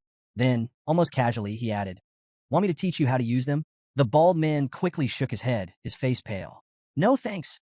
If I watch what you're about to do, I'd lose everything I've eaten this week." Vikir smirked, but didn't respond. He turned his focus back to the tools, methodically arranging them as his mind drifted to darker times, the era of destruction. Memories of breaking Demon Clan prisoners resurfaced, the era when interrogation techniques reached horrifying heights in sophistication and cruelty. Opening his coat, Vakir revealed a series of tools strapped to his body. The blond man's defiance shattered. His bravado dissolved into a high-pitched squeal as sheer terror gripped him. Vakir's expression was cold and unreadable. "What happened to your confidence?" he asked mockingly. "Where's all that tough talk about never confessing?" Buttoning the cuffs of his sleeves with deliberate calm, Vakir added, "Don't say anything just yet. Let's savor this moment. It's nostalgic." The blond man couldn't hold back anymore. Tears streamed down his face, his body trembling uncontrollably as fear consumed him. Rumors of the arrests of the 7 wicked gangs spread like wildfire through Underdog City. In every corner of the city, taverns, markets, and alleys, the topic dominated conversations. At a dimly lit tavern, a group of patrons argued over the shocking news. "Good riddance," one man spat. "Those gangs treated ordinary folks like pests." Another, more skeptical voice chimed in, "Don't get your hopes up. The new deputy consul might make some noise, but he'll release them soon enough. They're too tied to the native families." "But the charges are serious this time," a third patron countered. "They might actually be executed." The room fell into uneasy murmurs as patrons debated whether the children of the native families could truly face such dire consequences. One man leaned in, his voice low but resolute. "Don't underestimate Vakir. This is the same man who burned 10 billion gold just to make a point. If anyone will follow through, it's him." Others scoffed, dismissing the arrests as a political ploy. "It's all for show," a patron said, waving a hand. "The native families will apologize, and the gang members will walk free. It's how things have always been." At first, it seemed those predictions might hold true. The Mablank, Pyre, Luib, Chanel, Daragamu, Hermes, and Prada clans, families tied to the 7 wicked gangs, issued formal apologies to Deputy Consul Vakir. But the apologies fell on deaf ears. In the heart of the city's central square, 7 severed heads hung grotesquely from iron spikes. Salt preserved their twisted expressions of agony, a chilling reminder of the suffering they endured before death. Above the heads, a public notice detailed their crimes and punishments under the Baskerville Family Autonomy Constitution, a set of laws infamous for its strict and unforgiving penalties. Clause 1. Banning illegal brothels. Punishment: tattooing the word sex across the criminal's face. Clause 2. Banning illegal gambling. Punishment: wrist amputation, repeated 72 times, 1 for each offense. Clause 3. Banning illegal private loans. Punishment: eye removal. This penalty was suspended after pleas from victims. Clause 4. Banning illegal lobbying. Punishment: exile. Since the criminals were already dead, their headless bodies were discarded outside the city walls. The crowd stood frozen, staring in silent horror at the grisly display. The severed heads of the 7 wicked gangs and the brutal enforcement of the laws left the city in shock. In his office, Vakir addressed Chihuahua, who was visibly shaken. "There's no need to look so surprised," Vakir said, his tone cold. "These laws have always existed. The only difference is that this is the first time the so-called native families are facing the consequences." Chihuahua swallowed hard, struggling to process what had just unfolded. "Do you really think this will work?" Vakir turned his gaze to the window, watching the flickering torches of the central square below. "This is only the beginning," he said. "This enforcement will spark a chain reaction. Underdog City is on the brink of a violent shift." His voice grew darker. "When the destruction begins, this city will become a bloodbath."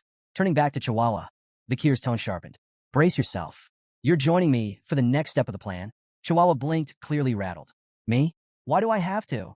"You're part of this now," Vakir interrupted, his voice leaving no room for argument. Chihuahua let out a resigned sigh, his face pale as the weight of what lay ahead settled over him. The scene shifted to a dimly lit tent buzzing with anticipation. Chihuahua, now donning a sinister mask that only made him more jittery, stood among a crowd of similarly veiled figures. Turning slightly, he whispered nervously to a figure caged behind him. Vakir, exuding his usual unbothered confidence. "Are you sure this plan isn't insane?" Chihuahua asked, his voice barely audible. Vakir's crimson eyes locked onto him.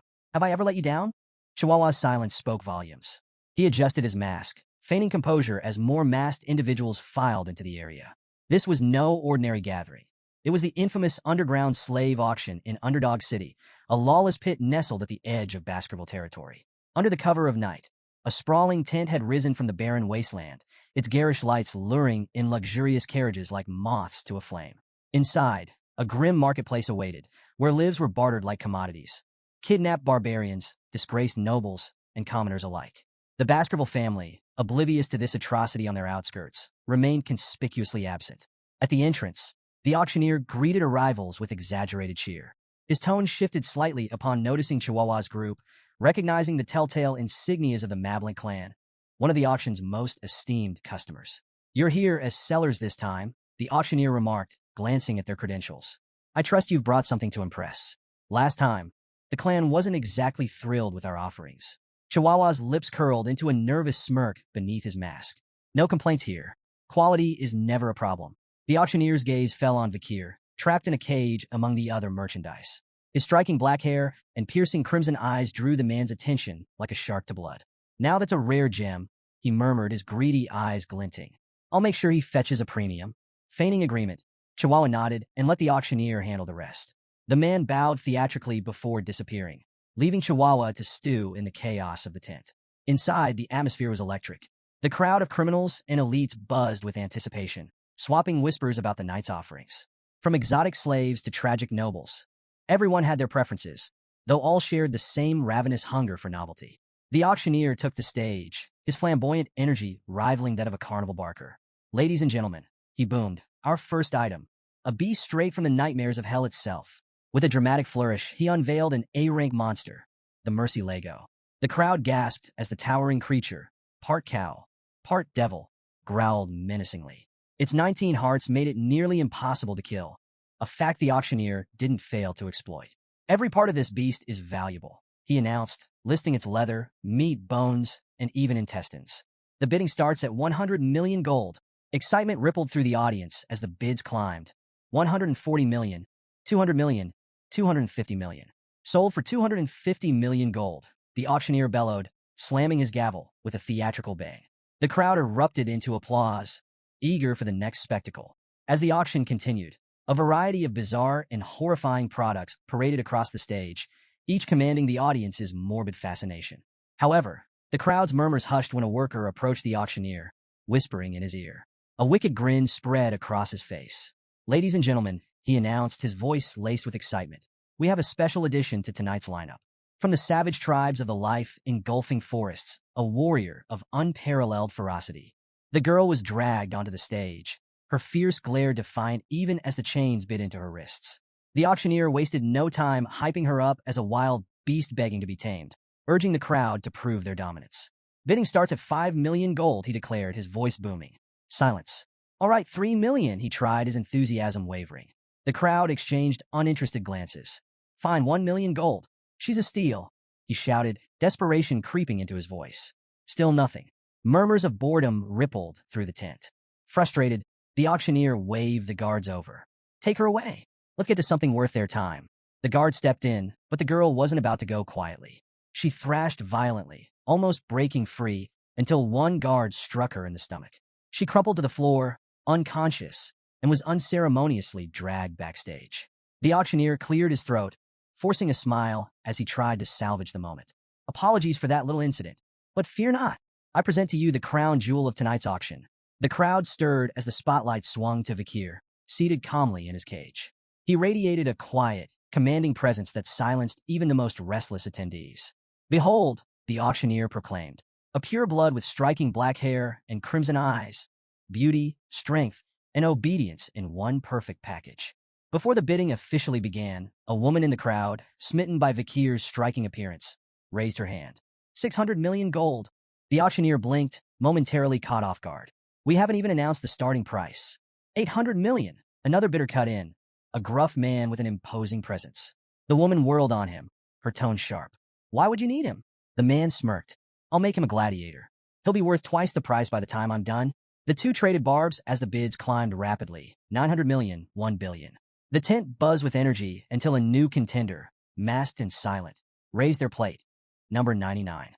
6 billion gold. The masked bidder said coolly, silencing the room in an instant.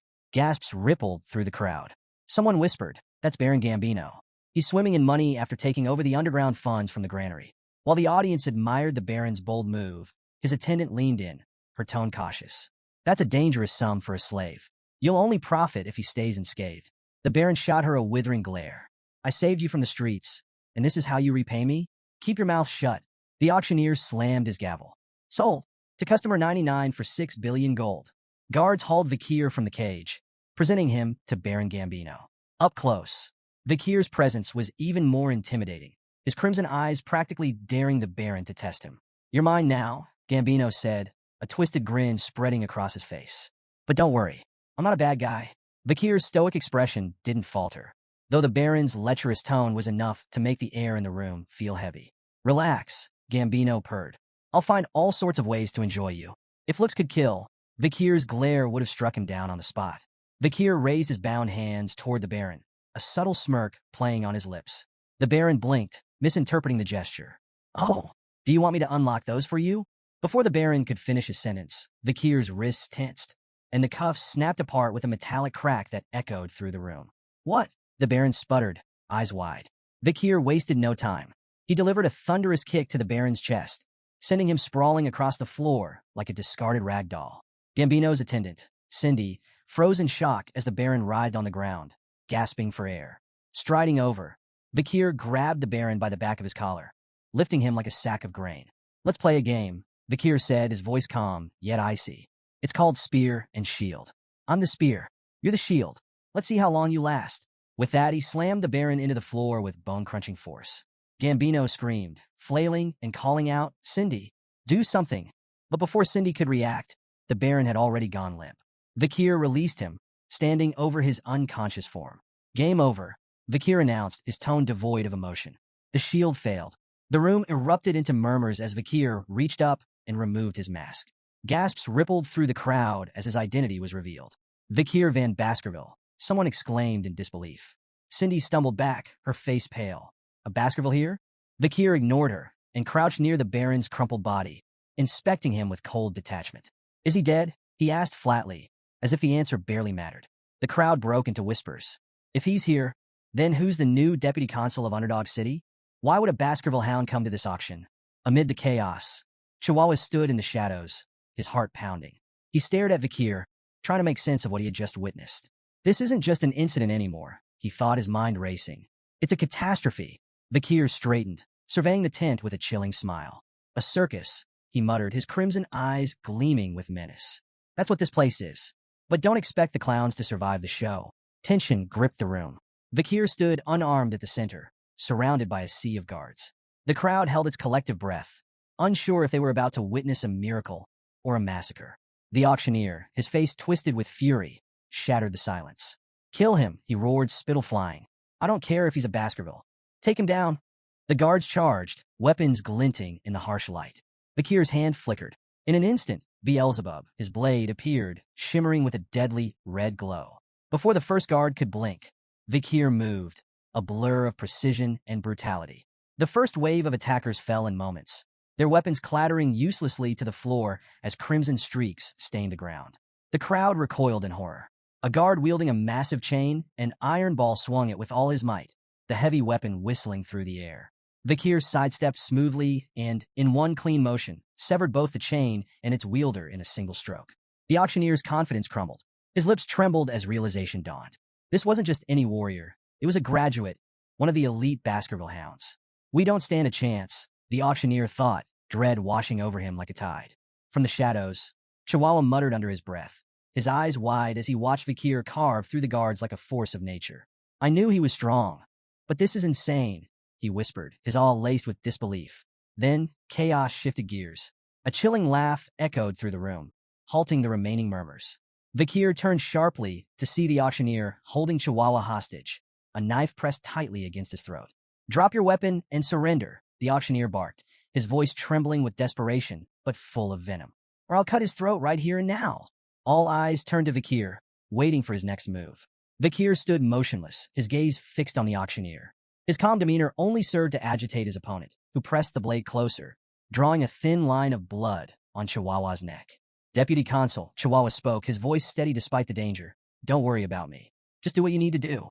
The auctioneer snarled, silencing Chihuahua with a rough shake. But his words had already struck their mark. Vikir's lips curled into an amused smile. "You got guts, Chihuahua," he said lightly. The tension thickened as Vikir reached down, producing a simple flute strapped to his leg. The auctioneer's confidence faltered for a moment, his brow furrowing. "What's that? Some kind of trick?" Ignoring the taunt, Vikir brought the flute to his lips. The high-pitched note that followed sliced through the air like a razor, its intensity rattling the very walls of the auction hall. The crowd clutched their ears, howling in agony as the sound reverberated, unrelenting and merciless. When the noise finally ceased, the room fell into an uneasy silence. The crowd exchanged confused, fearful glances. The auctioneer, sweating but outwardly unaffected, forced a grin. That's it? A cheap scare tactic? He chuckled nervously. Even a graduate can't. His words stopped abruptly. A thin blade pierced his throat from behind, slicing through flesh and bone with terrifying precision. Blood sprayed in an arc as his head rolled to the ground, his lifeless eyes still wide with shock. Behind him stood a hooded figure, their crimson-streaked blade gleaming under the dim lights.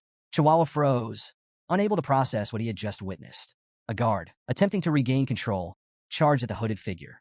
But the intruder barely moved, flicking their sword with casual ease. The guard's body shredded mid-stride, collapsing in a lifeless heap. As panic spread, more hooded figures emerged from the shadows, dozens of them. They moved with an eerie, synchronized grace, their auras radiating power and malice. Their eyes, cold and unfeeling, swept across the terrified room, freezing everyone in place. "Who are they?" a trembling guard whispered, his voice barely audible. Cindy Wendy, still clinging to the edges of composure, gasped as her eyes locked onto the distinctive insignia on their chests, a pair of razor-sharp teeth. Her face turned pale as she whispered, "The Pitbull Order, the Baskerville clan's elite, the Annihilation experts." A wave of dread swept through the crowd as the reality sunk in. Everyone in the room knew the legend of the Pitbull Order, an unstoppable force of graduates trained to kill without hesitation, their loyalty only to the Baskerville clan. Cindy froze as one of the Pitbull Knights materialized behind her, his blade poised to strike. Her heart thundered in her chest, panic seizing her thoughts. "I can't die here, not like this." But just as the knight's sword began to fall, Vikir's voice cut through the chaos. "Leave her alive." The knight halted instantly, lowering his weapon and kneeling in deference to Vikir. Cindy gasped, her chest heaving as relief washed over her. Vikir's gaze swept coldly across the room. "Rip the rest of them to shreds," he ordered, his tone sharp and unyielding. "But spare those lying still. If anyone flinches, kill them without hesitation." The knight nodded and vanished into the shadows like a specter. The hall erupted into a cacophony of screams as the Pitbull Knights carried out their master's commands with ruthless precision. Blades flashed, flesh tore, and pleas for mercy were silenced in an instant. Amid the slaughter, one trembling man lay prone, desperately willing himself to stay motionless. "Don't move. Don't breathe. Just stay down and maybe, just maybe I'll survive this." A knight loomed over him, an imposing figure radiating lethal intent. "I'll wear the cuffs. I'll do whatever you want," the man sobbed, clutching at the last strands of his life. The knight's voice was cold and devoid of empathy. "We don't carry cuffs." The man stammered, confusion breaking through his terror. "Then, what will you do to me?" The answer came without hesitation. The knight's blade flashed, severing the man's legs in a swift, brutal motion. The man's screams echoed through the hall as the knight moved on, uninterested in his suffering. "Those sentenced to execution don't need legs," he muttered flatly. Meanwhile, a figure puffing on a cigar stepped up beside Vikir. It was Boston Terrier Le Baskerville, the formidable commander of the Pitbull Knights. He took a long drag, his sharp gaze appraising the young warrior. "So, what do you think of the Pitbull Knights?" Boston Terrier asked, his tone casual but laced with pride. Vikir gave a curt nod. "They're effective." Boston Terrier smirked. "If you need anything else, just say the word." As he studied Vikir, his thoughts churned. No wonder Brother Hugo is so invested in this kid. At 15, he's already this sharp. Fierce and ruthless, a natural fit for us. Placing a hand on Vikir's head, Boston Terrier grinned. "Come join us. I'll raise you into a proper knight." Vikir hesitated briefly before responding, his tone polite but firm. "I'll think about it." Turning, he added, "I have urgent matters to attend to." Boston Terrier watched him leave, a faint frown tugging at his lips. He's ignoring me, he thought, but instead of irritation, he felt a growing sense of intrigue. That just makes me want him even more. Vikir slipped into the shadowy storeroom, his eyes narrowing as they adjusted to the dim light. "It's here somewhere," he muttered, prowling between crates and barrels with the precision of a predator. In the corner, a hulking safe caught his eye. For a fleeting second, he considered if it held the nobles' contributions. The thought of dragging it to City Hall for some bureaucratic taxation ritual briefly crossed his mind. "Yeah, no," he dismissed, smirking to himself. "I'm not here to play accountant." His attention shifted to a cage covered with a tattered cloth. As he stepped closer, a faint whimper reached his ears. His smirk vanished, replaced by a grim determination. Yanking the cloth away, he revealed a bruised and battered girl huddled inside. She flinched at the sudden exposure, her tear-streaked face a picture of fear and pain. Vikir let out a frustrated sigh, reaching into his pack. "You're lucky I have this," he muttered, pulling out a shimmering potion, a relic from the Pitbull Knights, known for its legendary healing properties. Carefully tilting the vial, he let a few drops trickle into her mouth. The transformation was almost instant. Wounds knitting together, bruises fading like ink washed away. Her eyelids fluttered open, but the sight of Vikir made her retreat further into the cage, trembling. Vikir frowned. "What's with the fear? Do I look like the bad guy here?" The girl remained silent, staring as if weighing her odds of survival. Vikir stood, unlocking the cage with a practiced twist. "Go," he commanded, his tone firm but not unkind. When she didn't move, he switched to halting barbarian. "Run. Away." Her eyes widened slightly, the recognition of her native tongue flickering in her expression. Yet she hesitated, mumbling something in barbarian that sounded soft, almost pleading. Vikir crossed his arms. "Look, I'm not fluent, but this isn't a language test. The exit's that way." He pointed emphatically. Finally, the girl rose, still limping but steadier with each step. At the doorway, she paused and turned back to him, her voice trembling as she spoke again in barbarian. Vikir couldn't make out the words, but the gratitude in her tone was unmistakable. Once she disappeared into the night, Vikir exhaled and pulled another cloth aside. Beneath it lay his real target, the carcass of Mercy Lego, an A-rank monster. Still fresh, he noted, crouching down to inspect the massive beast's remains. A red aura began to shimmer from his hand, and moments later, Beelzebub materialized, a faint grin stretching across its sinister form. "It's been a while, hasn't it?" Vikir said casually, as though addressing an old friend. "An A-rank snack. Try not to take all day. The Pitbull Knights will be here soon, and they don't like to share." Beelzebub let out a guttural, pleased sound, its hunger palpable. The aura around it flared as it descended upon the corpse, feasting with voracious glee. Vikir stood watch, arms crossed, his mind already calculating his next move. As dawn broke, the name Deputy Consul Vikir became the city's most chilling buzzword. Stories of his brutal crackdown on the criminal underworld spread like wildfire. Nobles and other elites involved in the illegal slave trade were now prisoners in Underdog City's notorious jail, minus a few limbs.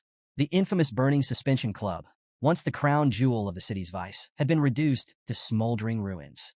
Its VIP patrons hadn't fared any better. Their heads now adorned stakes in the main square, a grim display of justice that sent shockwaves through the city. The 7 original clans, whose heirs had been among the casualties, were quick to react. Their indignant letters of protest flooded Vikir's office. But his response was as cold and final as the guillotine. The death penalty is the only justice for violating the imperial family's ultimate decree. Vikir's assault wasn't just physical, it was financial. Bank drafts, incriminating ledgers, and records seized from Burning Suspension were handed over to the Baskerville clan. These documents detailed everything from bribes to secret transactions, implicating powerful players. With evidence mounting and reports heading to the imperial family, even the proudest clans found their protests turning to silence. In a desperate move, the patriarchs of the 7 original clans personally arrived at Vikir's office to beg for mercy. Their pleas were met with the same icy resolve. "The black ledgers don't lie," Vikir said, unflinching. "Your family assets will be confiscated. For the crime of treason, 3 generations of your bloodlines are sentenced to eradication. That's final." The city itself felt the shockwave of Vikir's iron rule. Execution grounds flowed red as the corrupt elite were purged. Freed from criminal strangleholds, public offices and contractors began hiring again, slashing unemployment. The destruction of the underground auction house funneled newfound tax revenue into public welfare. Businesses flourished, and even the stock market felt the effects as optimism surged. Underdog City transformed almost overnight, its people celebrating a newfound hope. Meanwhile, Vikir's popularity skyrocketed, and the once embattled deputy consul became a beacon of progress. One morning, Chihuahua entered Vikir's administrative office, carrying a steaming mug. "Coffee delivery," he announced with a grin. Vikir looked up, raising an eyebrow. "You're the office manager, not my errand boy." Chihuahua waved off the remark. "Call it gratitude. You saved me at the auction, remember?" That clown's knife was way too close for comfort. A rare smirk tugged at Vikir's lips. "Coffee? That's a bit cheap for a life debt." Chihuahua laughed. "Hey, it's not just any coffee. 2 spoons of sugar, extra creamer, and barely any water. Top shelf stuff." Their banter filled the room with an unusual warmth before Chihuahua shifted gears. "How's the transcribing going? Still practicing your writing?" Wordlessly, Vikir handed him a sheet of paper. Chihuahua scanned it, his eyes widening. Wow, you've only just started learning, and this is incredible. Your handwriting is nearly perfect. Vikir shrugged, downplaying the compliment. Still a long way to go. Besides, you're the one running this office like clockwork. Chihuahua chuckled, but couldn't help feeling awed. Beneath Vikir's stern demeanor lay a man capable of reshaping the city's foundations. He didn't just enforce laws. He understood their purpose, their weight. Watching Vikir at work, Chihuahua silently hoped he'd stay in Underdog City. With Vikir at the helm, it felt like the city was finally on the verge of something extraordinary. Under the pale glow of the moonlight slipping through iron bars, Vikir stood in the shadows of a prison cell. Opposite him, Cindy Wendy, Baron Gambino's former attendant, sat bound and blindfolded, her defiant posture stark against the cold walls.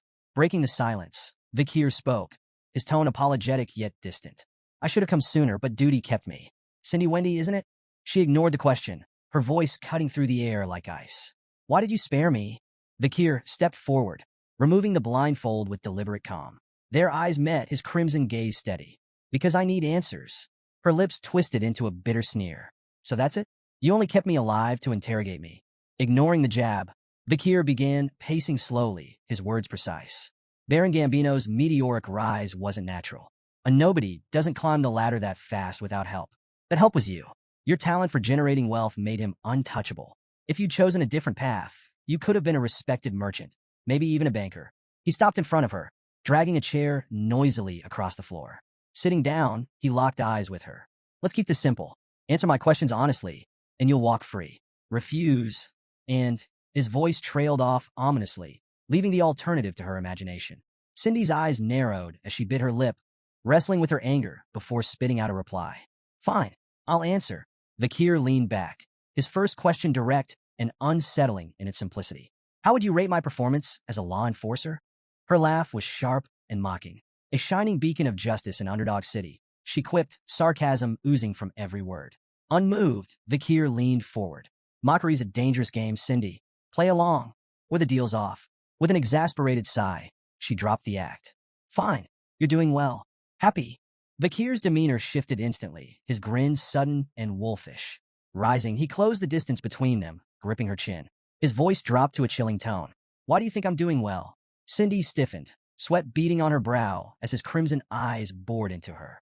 Releasing her, Vikir returned to his chair, gesturing for her to speak. Grinding her teeth, Cindy finally relented. Because you enforce order with fear. People listen, but not because they respect you. They're terrified. You crush criminals and boost your authority, but you're planting seeds of hatred at the same time. That hatred will grow, and one day, it'll burn everything you've built. She paused, her gaze hardening. And the Baskerville clan? They won't tolerate your rise. They don't like threats to the throne, and you're becoming one. Vikir's face remained unreadable, absorbing her words like a stone soaking in rain. After a moment, he asked, What's your solution then? How would you navigate this? Cindy locked eyes with Vikir, her voice calm but firm. If you want to survive, return all your authority and accomplishments here to the Baskerville clan and its leader. Keeping the spotlight on yourself will only make you a target. She paused, then added, Find a place where your power won't draw attention. Somewhere like the life-engulfing forest or the Imperial Academy. Among your peers, you can blend in, hide your strength, and slip out of the Baskerville clan's crosshairs. Cindy's tone softened slightly. If you do this, the clan leader will eventually bear the consequences in your place. Vikir said nothing at first, his gaze distant. The silence grew heavy, and Cindy's breath hitched as an overwhelming wave of bloodlust radiated from him. The air turned suffocating, the weight of his unspoken menace pressing down like a predator, sizing up its prey. When he finally spoke, his voice was calm, but laced with steel. I understand your suggestion, he said. It's like asking a loyal hunting dog to turn its fangs on its own master. His crimson eyes locked onto hers, the mix of bloodlust and cold calculation behind them unyielding. Yet Cindy, despite the shiver crawling up her spine, held his gaze with an unsettling calm. It's the only way to escape the Baskerville clan's hatred, she said evenly. A faint smile tugged at Vikir's lips. Not bad, he remarked. Your thoughts align suspiciously well with my own. To Cindy's surprise, Vikir stepped forward and unlocked her handcuffs, the metal clattering to the floor. She stared at him in disbelief. You're really letting me go? Vikir nodded, his expression unwavering. I keep my promises. Cindy hesitated as she walked past him, glancing back. I hope you never come to regret this. Before she could leave, his voice stopped her cold. Do you know the Messamid Inaro clan? Cindy turned, her expression puzzled. Bakir's tone was measured, deliberate. Among the founding families of Underdog City, everyone knows the 7 original clans. But there was an 8th, a prosperous merchant family, the Messamidinaro clan. They were as wealthy and influential as any of the 7. His voice darkened as he continued. Their rise ended in a single night. During a grand birthday celebration, the clan's youngest son showed off his newly learned sword technique. It stunned the onlookers because it was the secret Baskerville sword art, knowledge that only bloodline members of the Baskerville family are allowed to possess. Cindy's body tensed as she listened. Bakir's words carried the weight of history and bloodshed. The Baskerville clan leader deemed it a betrayal of the highest order. Their response was swift and merciless. The hunting dogs were unleashed, and the Messamidinaro clan was erased from existence. Cindy's unease grew, but she managed a forced smile. And what does this have to do with me? Bakir's eyes sharpened, his tone cutting. There's more to the story. That technique wasn't leaked by accident. It was stolen by the young masters of the 7 clans and taught to the boy as a cruel joke. The Messamidinaro clan was nothing more than a scapegoat, a victim of their malice. Cindy's forced smile faded entirely as Bakir stepped closer, his voice heavy with grim resolve. There was one survivor, a 1-year-old girl pulled from the ruins of her family's massacre. Beautiful, even as an infant, but beauty brought her no mercy. She endured unimaginable torment at the hands of those who took her. Cindy's fists clenched as anger flashed across her face. I don't want to hear any more of this, she snapped, turning away and striding toward the exit. But Bakir's voice cut through the silence, stopping her in her tracks. The story doesn't end there, he said, his tone measured but unrelenting. A new deputy consul uncovered the truth and brought justice.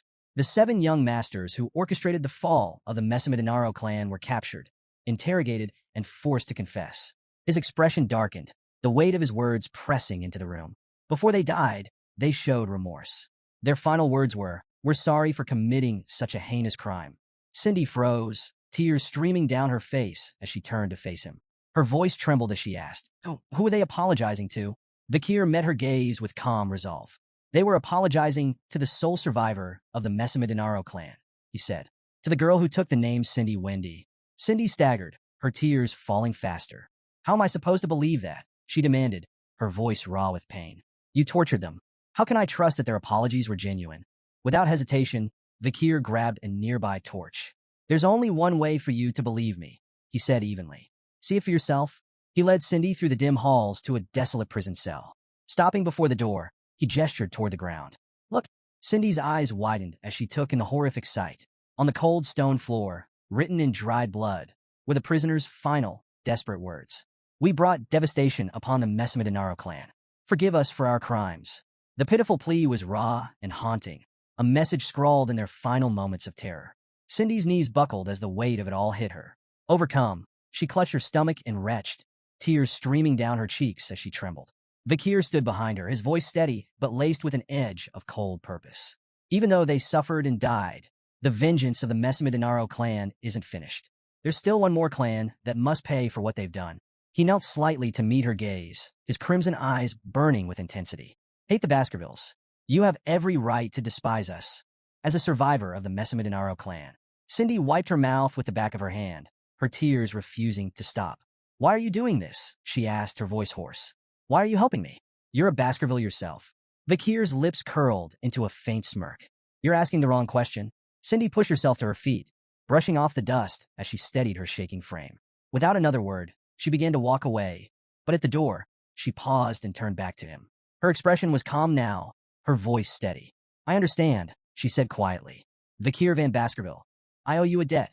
Her tone grew firm, conviction lining every word. "No matter where life takes you, you'll never have to worry about money again. That's my promise." With that, she disappeared into the shadows of the hallway. Bakir stood in silence, watching her go until her footsteps faded into the distance. Then, almost to himself, he muttered with a faint smirk, "I'll hold you to that promise." The next morning, Chihuahua burst into Bakir's quarters, full of energy. "Deputy Consul, it's time to..." He started but froze mid-sentence. The scene before him was something out of a nightmare. Blood-soaked sheets and lifeless bodies scattered across the room. Bakir stirred, stretching lazily before rubbing his eyes. "Good morning," he greeted casually, as though nothing were amiss.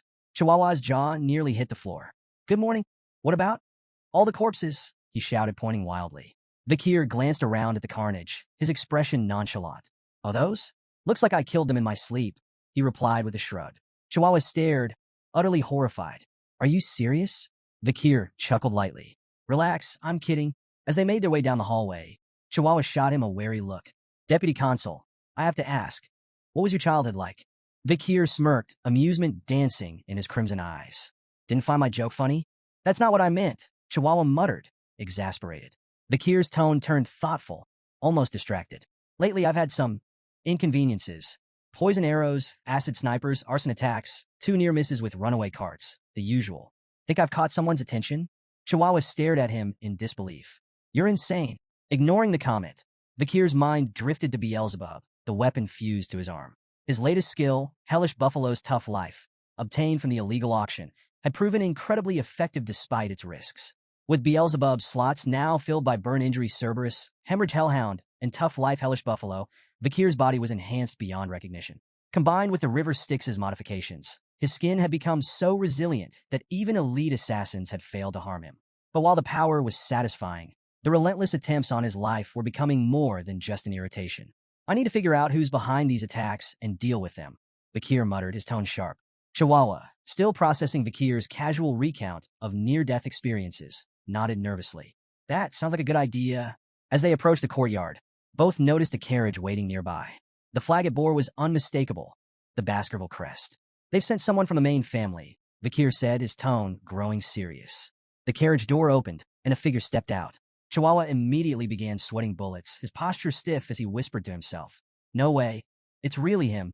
Vikir, by contrast, remained calm, his crimson gaze steady. The figure descending from the carriage was none other than John Barrymore, the legendary head butler of the Baskerville household. John greeted Vikir with a warm smile. It's been quite a while, hasn't it? Vikir inclined his head politely. You look well, head butler, he replied. The butler chuckled as he approached. Do I? I've always believed you'd do well since leaving the main residence. Just luck, Vikir replied modestly, his expression betraying little. Nearby, Chihuahua was awestruck. John Barrymore wasn't just a servant. He was the servant, a man who had faithfully served the fearsome Baskerville family for 4 generations. Meeting him was like standing in the presence of a myth. Breaking the moment, Vikir addressed John directly. What brings you here, head butler? John's ever-present smile didn't falter as he delivered his message. The patriarch has been following your progress and is pleased. He's ordered you to return to the main residence. Vikir blinked, momentarily thrown. Hugo is pleased, he thought, struggling to picture such a concept. In his mind, he imagined his stern Uncle Hugo smiling, an image so absurd he almost laughed out loud. At the Baskerville estate, Hugo Le Baskerville, the clan patriarch, sat at his desk, his piercing gaze fixed on a newspaper article with a peculiar headline. The most beloved figure among underdog citizens, Vikir. The piece listed several awards Vikir had earned. Most trusted by merchants, most loved by farmers, most respected by children and scholars, most targeted by assassins. Hugo's sharp eyes scanned the page before looking up at Vikir, standing silently before him. The Baskervilles have always been known for their weapons, not their wits, Hugo remarked bluntly. But with your actions, perhaps we can change that reputation. He nodded, a faint trace of approval in his expression. You've done well, Vikir. Vikir bowed deeply, placing a hand over his chest. I only did what was expected of me. Yet inwardly, he couldn't help but wonder if Hugo's rare praise masked another layer of intent. Was that faint smirk truly pride, or something far colder?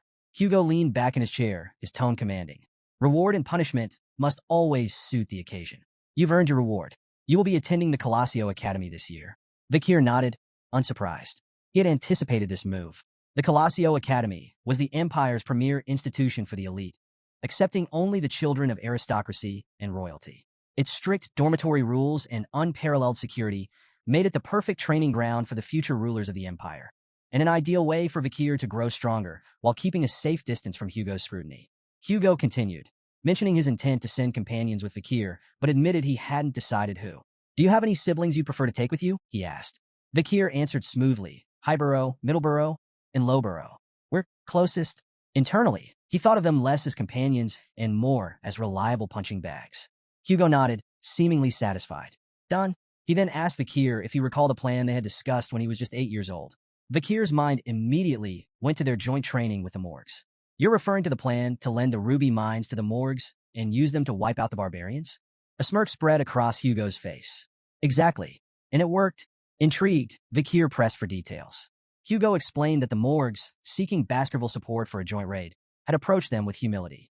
The alliance was already yielding promising results.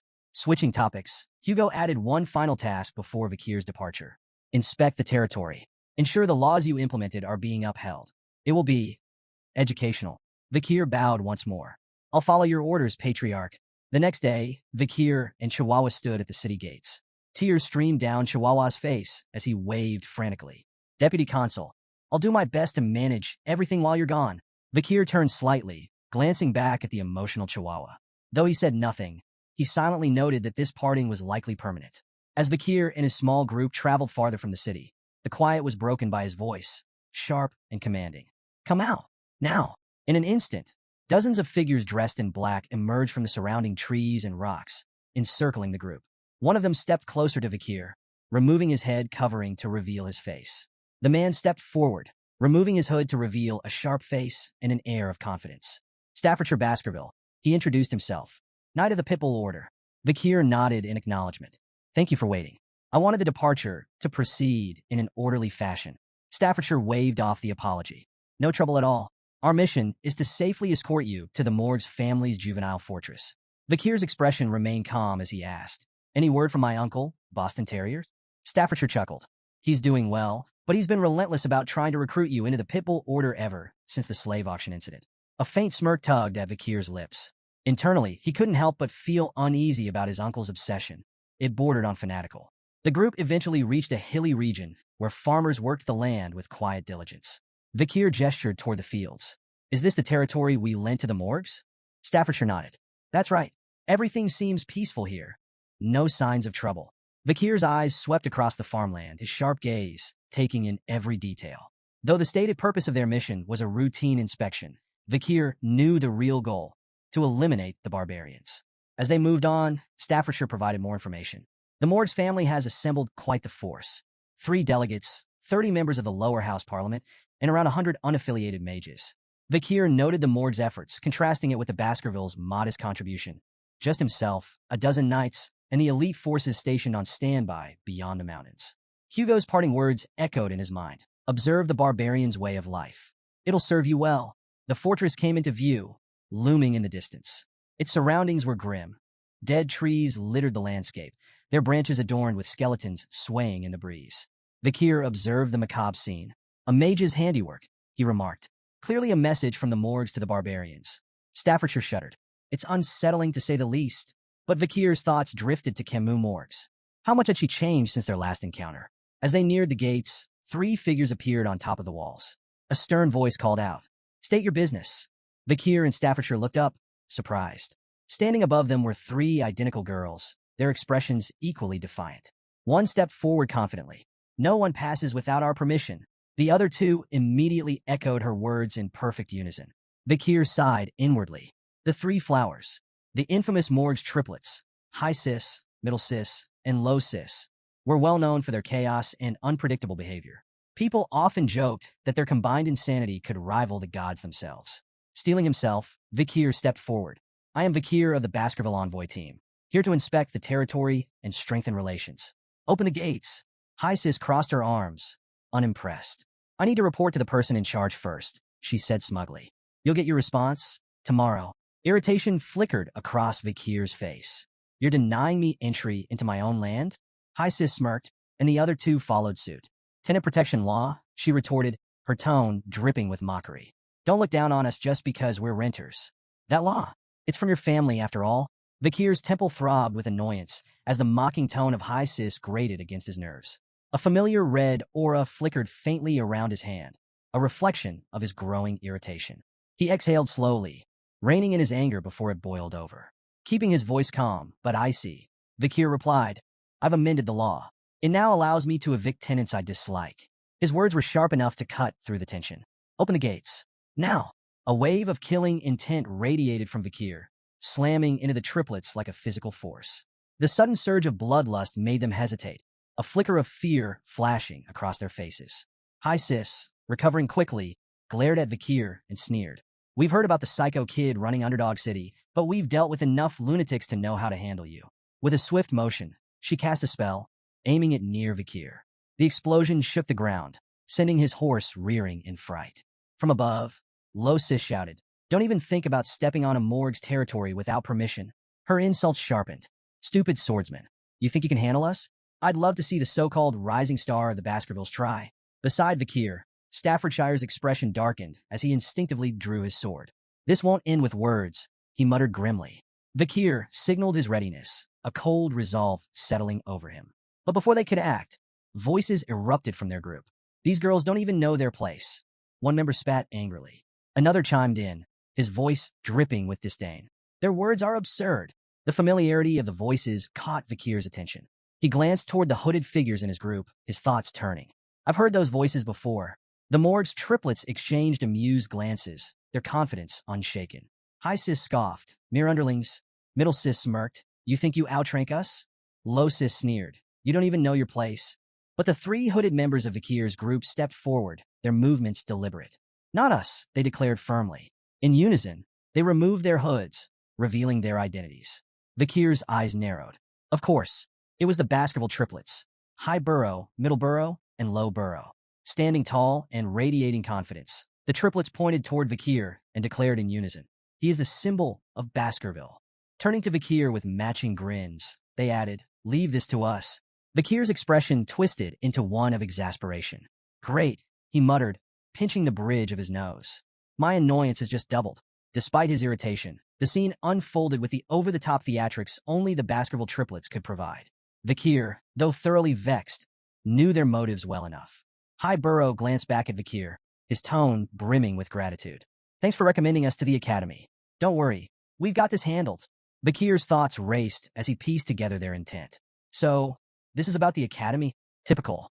To him, they were glorified sandbags, clumsy, brainless, but undeniably loyal. With the right training, they could at least be molded into effective soldiers. A faint smirk crossed Vakir's lips as he decided to humor them. "Fine, I'll leave this to you, older brothers." The Baskerville triplets practically glowed with pride at Vakir's begrudging acknowledgement. They stood straighter, their confidence soaring. Meanwhile, Mord's three flowers looked on with disdain. High Sis sneered, her voice dripping with contempt. "Pathetic," clinging to each other like scared little children. The Baskerville triplets, unfazed by the insult, responded in perfect unison by flipping them off. "No, you're the fools," they retorted, their defiance as synchronized as their gestures. High Sis's face twisted with anger, joined by Middle Sis and Low Sis, who bristled at the audacity. "They need to be taught a lesson," High Sis growled, her tone promising retribution. As the tension thickened, Vakir's thoughts wandered to memories of the morgue's triplets before his regression. He remembered them as formidable mages, each with a distinct affinity, water, earth, and nature. Individually strong, their combined magic was devastating, amplifying their spells to an extraordinary level. It was this seamless synergy that earned them the title Morgue's Three Flowers. Proving their reputation, the Morgue's triplets summoned their power, combining magic to create a colossal barrier of intertwining vines and earth. The massive wall loomed over their opponents, its dense structure exuding raw magical energy. High Sis perched atop the barrier, laughing triumphantly. "Let's see you get past this," she jeered, her sisters joining in to mock the Baskervilles. Undeterred, High Burrow drew his sword with a confident smirk. "This," he said coolly, nodding toward the vine wall. "It's nothing." Without hesitation, he executed the Baskerville first technique. His blade cut through the air with precision, slicing the vine barrier apart in one devastating strike. The once imposing wall crumbled into ruin, its shattered remains scattering across the field. From a distance, Staffordshire's eyes widened in admiration. "A flawless execution of the first technique," he murmured, impressed. But High Burrow's victory was short-lived. Before he could fully recover, a vine whip lashed out with blinding speed. He managed to block the strike with his sword, but the force sent him staggering backward. High Burrow, Middle Burrow, and Low Burrow shouted in alarm, rushing forward to assist as their brother struggled to regain his footing. Perched atop the wreckage of her barrier, Low Sis smirked down at the Baskervilles. "Your pathetic swords will never reach us," she taunted, her voice brimming with confidence. The Baskerville triplets' expressions darkened, their anger flaring like hunting hounds scenting blood. The air between the two groups grew heavy with unspoken tension, the promise of further violence thick in the atmosphere. Staffordshire turned to Vakir, observing his calm demeanor amidst the chaos. "Enjoying the show?" he asked, a trace of amusement in his tone. Vakir raised an eyebrow, unimpressed. "What exactly do you mean by show?" Staffordshire gestured toward the clash. The age-old debate. Magic versus swordsmanship. Magic channels mana from the surroundings to amplify elemental power, while swordsmanship focuses a warrior's own energy for pure, explosive strength. Watching the two collide, it's fascinating, don't you think? Vakir sighed, his crimson eyes narrowing in exasperation. If you put it like that, I'm part of this debate too. Staffordshire smirked knowingly. True, but let's face it, you've already left everyone else in the dust. Vakir, however, was far from entertained. His expression hardened with frustration as he glanced at the ongoing clash. They're all wasting my time. If only they'd wipe each other out and save me the trouble. I've got more important things to deal with than refereeing a squabble between overgrown children. His thoughts drifted to his mounting responsibilities. Between managing the chaos of Underdog City and finding a capable supervisor, his patience for pointless bickering had long since worn thin. A fiery explosion erupted across the battlefield, silencing the chaos in an instant. A commanding voice, filled with anger, cut through the smoke and flames. What are you fools doing in front of my territory? High Burrow, momentarily distracted, tried to seize the advantage against High Sis, but the battle's tide shifted dramatically as a massive wall of fire surged forth.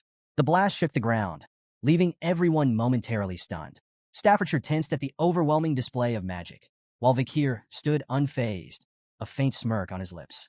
If we're lucky, that might have incinerated them all, he muttered dryly.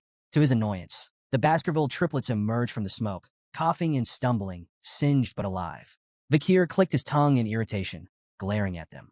High Burrow wiped soot from his face, still in shock. What the hell was that? Middle Burrow, equally rattled, spun toward the source of the attack. Who's behind this smoke wall? He shouted. As the haze began to dissipate, the Morg's triplets came into view.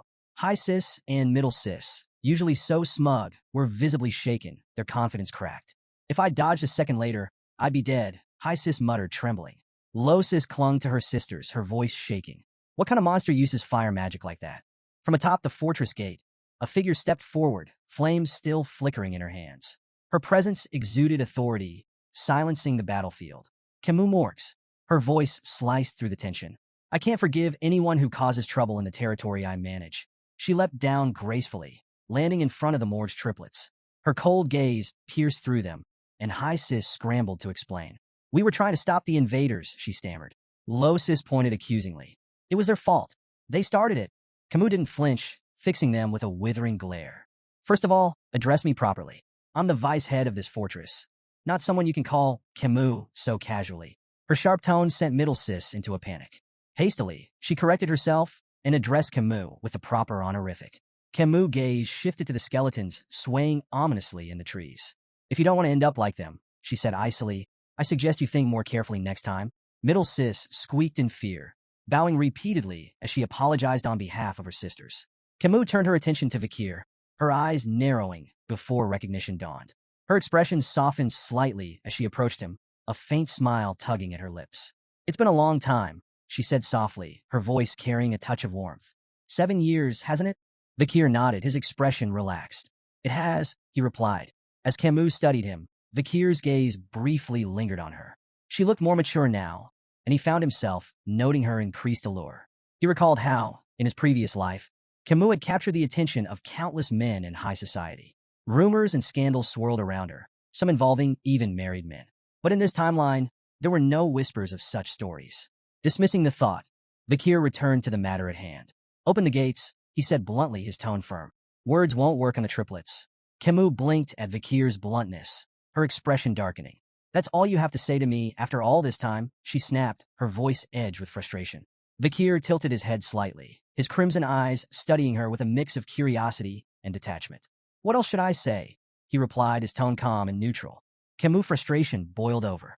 Staffordshire, observing from a safe distance, raised an eyebrow, wondering if this verbal sparring might escalate into a clash between the two stars of their respective clans. Pointing a trembling finger at Vakir, Camus glared at him, her eyes shimmering with unshed tears. 0 points. You get 0 points, she declared, her voice quivering with a mix of anger and embarrassment. Your attitude toward your future wife is appalling. The words hung in the air like a lightning strike. The entire group, Morg's 3 flowers, Baskerville's triplets, Staffordshire, and even Vakir, froze in stunned silence. Camus, realizing what she had just said, turned away sharply, her face reddening. She muttered a flustered humph while refusing to meet anyone's gaze. The collective thought running through everyone's mind was the same. Whose wife? Later, as the group rode toward the fortress, Vikir and Camus found themselves riding side by side. Their earlier tension softened into casual conversation. The Baskerville clan doesn't seem to know much about the barbarians, Camus remarked, her tone light but probing. Vikir raised an eyebrow. We know more than you think, he countered confidently. We've fought them countless times, probably more than the Morg's family ever has. Camus glanced at him sideways, her smirk returning. If that's true, why send those idiots? She asked, gesturing toward the Baskerville triplets in the distance, who were currently bickering over whose sword was shinier. Vikir shrugged. The arrangement was already made with the Morg's family, he replied. The main force is stationed on the other side of the mountain range. You know that. Camus leaned slightly closer, her voice teasing. You may think you know, but I wonder if you're as informed about the barbarians as you claim. Vikir met her gaze evenly. As the leader of this delegation, it's my duty to know everything. Of course I'm well informed. Camus' expression softened into a faint smile. For someone the clan may have wanted to discard, you seem surprisingly trusted now. The conversation shifted naturally. Which of the barbaric tribes do you find the most troublesome? Camus asked, her curiosity evident. Vikir considered for a moment before answering. The Balak warrior tribe and the Rococo sorcerer tribe, he said. The Balak are unmatched archers. Their skill surpasses even the Empire's best. And no, that's not common knowledge. Camus nodded, impressed. 8 points, she said, evaluating him in her own whimsical way. 8 points? Out of what? Vikir asked, frowning slightly. Camus grinned playfully. Out of 100, of course. You answered well, so you earned points. Vikir gave her a skeptical look, but let it go. Camus continued her peculiar scoring. I don't like overly intelligent men, she declared. They're boring. A little foolishness makes them more interesting. She shifted her gaze to his horse. Your choice of horse? Awful. That massive beast doesn't suit someone of your shorter stature. Her teasing tone carried a playful jab as she deducted 6 points. Then, she critiqued his attire. Your clothes? Bland and uninspired. For points for effort. Noticing that Vikir was entirely ignoring her commentary, she smirked. 1 point for your so-called manners. Finally, her eyes softened as she studied his face. Your face? 99 points, she said, her tone quieter and more sincere. But you lose 1 for that lack of expression control. Vikir let out a heavy sigh, his patience wearing thin. Enough with these pointless evaluations, he said, his tone firm. Camus' eyes narrowed, her tone sharp as she shot back. Pointless? I'm just being stern with my future husband. Vikir froze, confusion flashing across his face. Future husband? What are you even talking about? Camus folded her arms, huffing indignantly. You passed the test, remember? My uncle's test. That duel was to determine if you were worthy to be my husband. Vikir's eyes narrowed as realization set in. She was talking about the duel he had fought 7 years ago against her uncle, a test of his abilities as her potential partner. Camus, her frustration mounting, continued venting. I never agreed to this. That duel ruined my path to marriage. But she sighed heavily, her anger fading into reluctant resignation. A promise is a promise, so I have to follow through. Not that I'm happy about it. Vikir watched her silently, acknowledging her skill as a fire mage, among the best he had ever seen. Finally, he interrupted her rant with a blunt declaration. I've forgotten all about that day. As far as I'm concerned, it never happened. Camus' face turned bright red. Without hesitation, she grabbed her jacket and threw it at him. You idiot, she shouted. You can't just pretend something like that didn't happen. Besides, I'm a genius. I never forget anything I see. Vikir caught the jacket and stared at it, recognizing it instantly. It was the same one he had given her after their duel, 7 years ago, when her clothes had been burned. Camus, still blushing furiously, turned away with a huff. Don't read too much into it, she muttered, and stop saying such nonsense. Vikir examined the jacket more closely, smirking faintly. She returned it unwashed. As they reached the outskirts of the fortress, Camus pointed toward a distant wall. The barbarians ambushed the ruby mine, she explained. They've been pillaging crops and capturing indigenous slaves to sell elsewhere. She gestured toward the massive wall, a towering structure of earth and iron. We had our mages construct that in just 1 month. Vikir studied the wall, his eyes narrowing in appraisal. Impressive. It would have taken several hundred workers over a year to build something like that. Camus nodded, pride evident in her expression. Naturally, but Vikir's gaze lingered on the wall's flaws. Several large holes gaped in the structure, their edges jagged and burned. His expression darkened. Those were they caused by Balak arrows? Camus' expression turned grim. Yes, their arrows are imbued with a strong aura. We've suffered heavy casualties, especially during night guard duty. Those arrows can pierce walls 2 to 3 meters thick. She hesitated before adding, even my uncle wasn't spared. One of their arrows broke through his magic shield and struck his chest. He survived, but his pride didn't. Vakir's brow furrowed as he recalled a similar incident with Hugo, the Baskerville patriarch. A Balak arrow had grazed Hugo's nose bridge, leaving him seething with fury. Do you know who's behind these attacks? Vakir asked, his voice serious. Camus hesitated, her tone uncertain. It's hard to say. Their faces are painted black, so identifying them is nearly impossible. But I think it's a woman. Their conversation was cut short as a mage hurried toward them, addressing Camus with urgency. Vicehead, we've captured a reconnaissance member of the barbarians. Please come quickly. Vakir and Camus exchanged a glance. Curiosity and concern mirrored in their expressions. Following the mage to a large tent, they found a disheveled barbarian restrained and surrounded by guards. Vakir's sharp gaze swept over the captive. After a brief moment, he spoke with certainty. This one's from the Rococo sorcerer tribe. Camus turned to the mage, her expression firm. Have you been able to extract any information from him? The mage shook his head, frustration evident. He's uncooperative. His sorcery makes him resistant to psychic magic. We haven't been able to read his mind. Camus' eyes hardened as she directed her attention to the captive. Tell me about the ambush on the Mords clan's fortress. How many people did you take? The barbarian remained silent, his expression unreadable. Camus' voice sharpened with anger. Among those taken was Rose, a daughter of the Morgs. She's my sixth cousin. Tell me, what have you done with her? A twisted grin spread across the barbarian's face, and he muttered something in his native tongue. Camus frowned, turning to the mage. What did he say? Is there anyone here who can translate? The mage shook his head again. We don't have anyone available who understands his language. Vakir's calm voice broke the tension. I know a little Rococo. Camus raised an eyebrow, surprised. Is there anything you don't know? I'm not fluent, Vakir replied, his tone measured. But I understand the basics. Camus nodded, her voice steady but strained. Then ask him. Ask him where my cousin is. She's 12 years old, with red hair, red eyes, and white skin. Vakir stepped forward, his voice firm as he questioned the barbarian in his native tongue. The barbarian's grin widened, and he replied curtly, his tone dripping with mockery. Vakir's expression turned grim. He closed his eyes for a moment before looking at Camus. Your cousin is dead, he said quietly. Camus' face contorted with fury and grief, her hands balling into fists. She straightened, her voice cold and resolute. With the senator of the audience hall recovering and the senator of the temple away, the decision falls to me. She took a deep breath and declared, I, Camus Morgs, a member of the Middle House and the vice head of this fortress, issue the verdict. Immediate execution.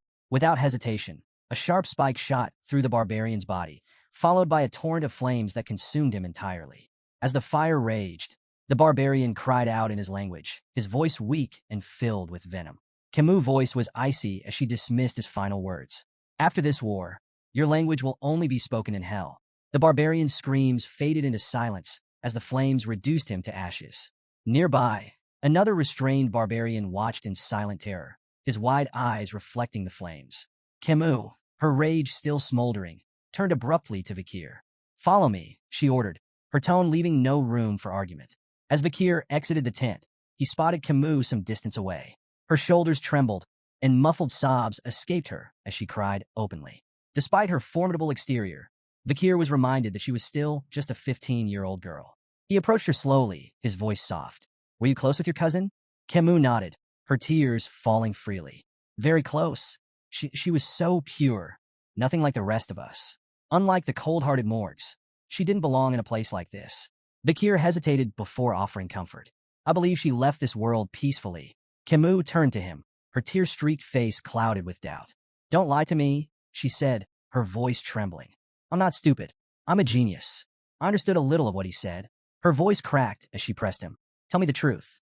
What did he really say? Vakir froze, unsure of how to respond. He had hoped she hadn't caught the barbarian's chilling words. We ate her. Camus' knees buckled, and she fell to the ground, her cries raw and full of anguish. I couldn't protect her, she whispered, guilt consuming her. I'm so sorry, Rose.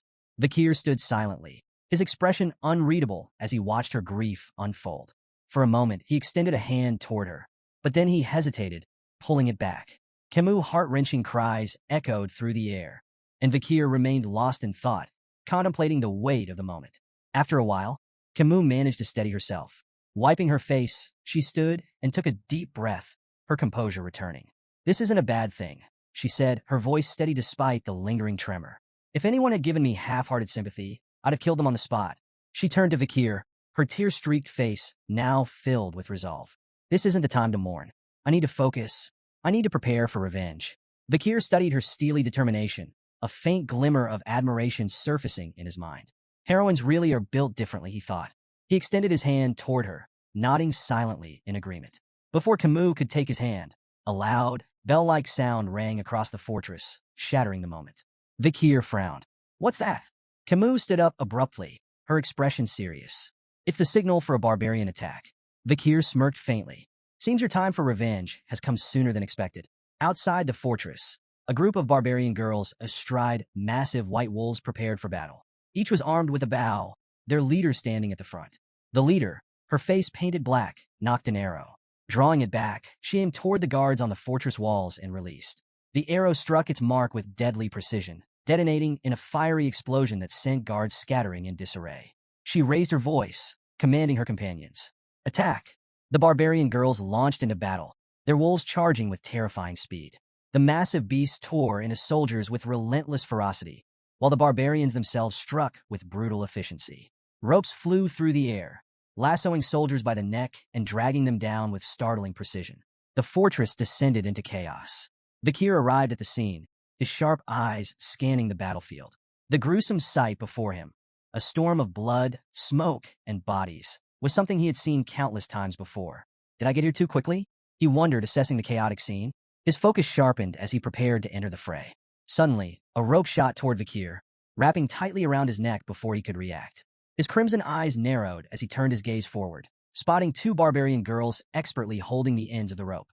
In their native tongue, one of them grinned and said, "We've caught a good one. This hunt for husbands is going well." Vikir immediately understood their intention.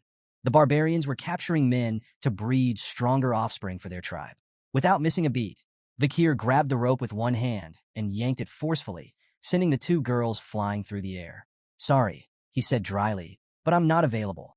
I might already be engaged." The barbarian girls crashed to the ground with a heavy thud, eliciting shocked gasps from the male barbarians nearby.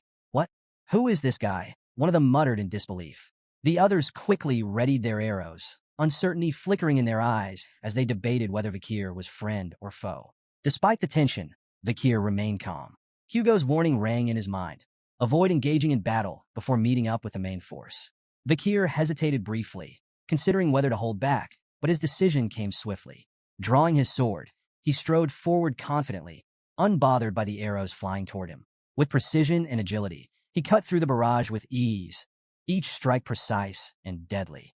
His movements were fluid, almost mesmerizing, as he deflected every projectile aimed at him. The barbarians' shock turned to panic. "How is that possible?" they whispered among themselves. Their awe, however, was short-lived. A wave of fire suddenly erupted across the battlefield, engulfing the barbarians in searing heat. Cries of pain echoed as flames consumed their surroundings. Camus stepped forward, flames crackling in her hands, her expression fierce and unyielding. "These barbarians will burn," she declared, her voice dripping with fury. Vikir turned to her in astonishment, realizing she had transformed the battlefield into an inferno. Camus glanced at him, her sharp eyes narrowing. "Are you using liquid aura?" she asked, a rare note of acknowledgement in her tone. Her words carried weight. "You're the only man I could ever recognize." Vikir responded calmly. "I received orders from the Patriarch to avoid battle until regrouping with the main force." Camus scoffed, undeterred by his explanation. As she began casting more spells, her voice rang with defiance. "An order from the Baskerville Patriarch? Do you think that will stop me?" The intensity of her flames increased as she stepped forward. "A Baskerville should refrain from intervening," she said coldly. "I'll handle this myself. Every last barbarian here will burn." Camus unleashed a series of devastating fire spells, setting the battlefield ablaze. The sheer heat distorted the air as flames roared across the terrain, consuming everything in their path. Vikir watched in astonishment, quickly recognizing her technique. "Burned," a powerful fire spell. His sharp gaze caught the details of her casting. She was using a quadra-casting method, layering 4 simultaneous fire spells to amplify their destruction exponentially. Driven by her rage and thirst for vengeance, Camus poured her all into the attack, leaving a scorched wasteland in her wake. Suddenly, from the shadows, a barbarian perched on a wolf's back raised a blowgun and fired. The poison needle struck Camus in the neck before she could react. Her body stiffened, and she winced as the poison coursed through her veins. Her legs buckled, and she collapsed to the ground, her movements sluggish and uncoordinated. Through blurred vision, she spotted her attacker, the barbarian grinning smugly as he reloaded his blowgun.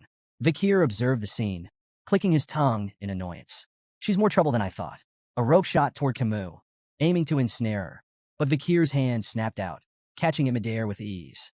Camus, despite the poison weakening her, managed a faint smile. Nice catch, she murmured. Vikir glanced down at her, his voice blunt. We should retreat. Camus' eyes flashed with defiance. What about the farmlands? The captives? It's wiser to wait for the Baskerville main force, Vikir replied firmly, his tone leaving little room for argument. But Camus shook her head, her resolve unshaken. I won't retreat. I can't. Not after what the barbarians did to my cousin. Vikir sighed, frustration flickering across his face. You need to make a rational decision. Before he could say more, his instincts flared. Spinning on his heel, he ducked just as an arrow whizzed past his head, narrowly missing him. His sharp gaze locked onto the attacker, a barbarian girl with piercing, focused eyes, her bow poised for another shot. Could this be the destructive power Camus mentioned? Vikir wondered, noting the precision of her attack. Lost in thought,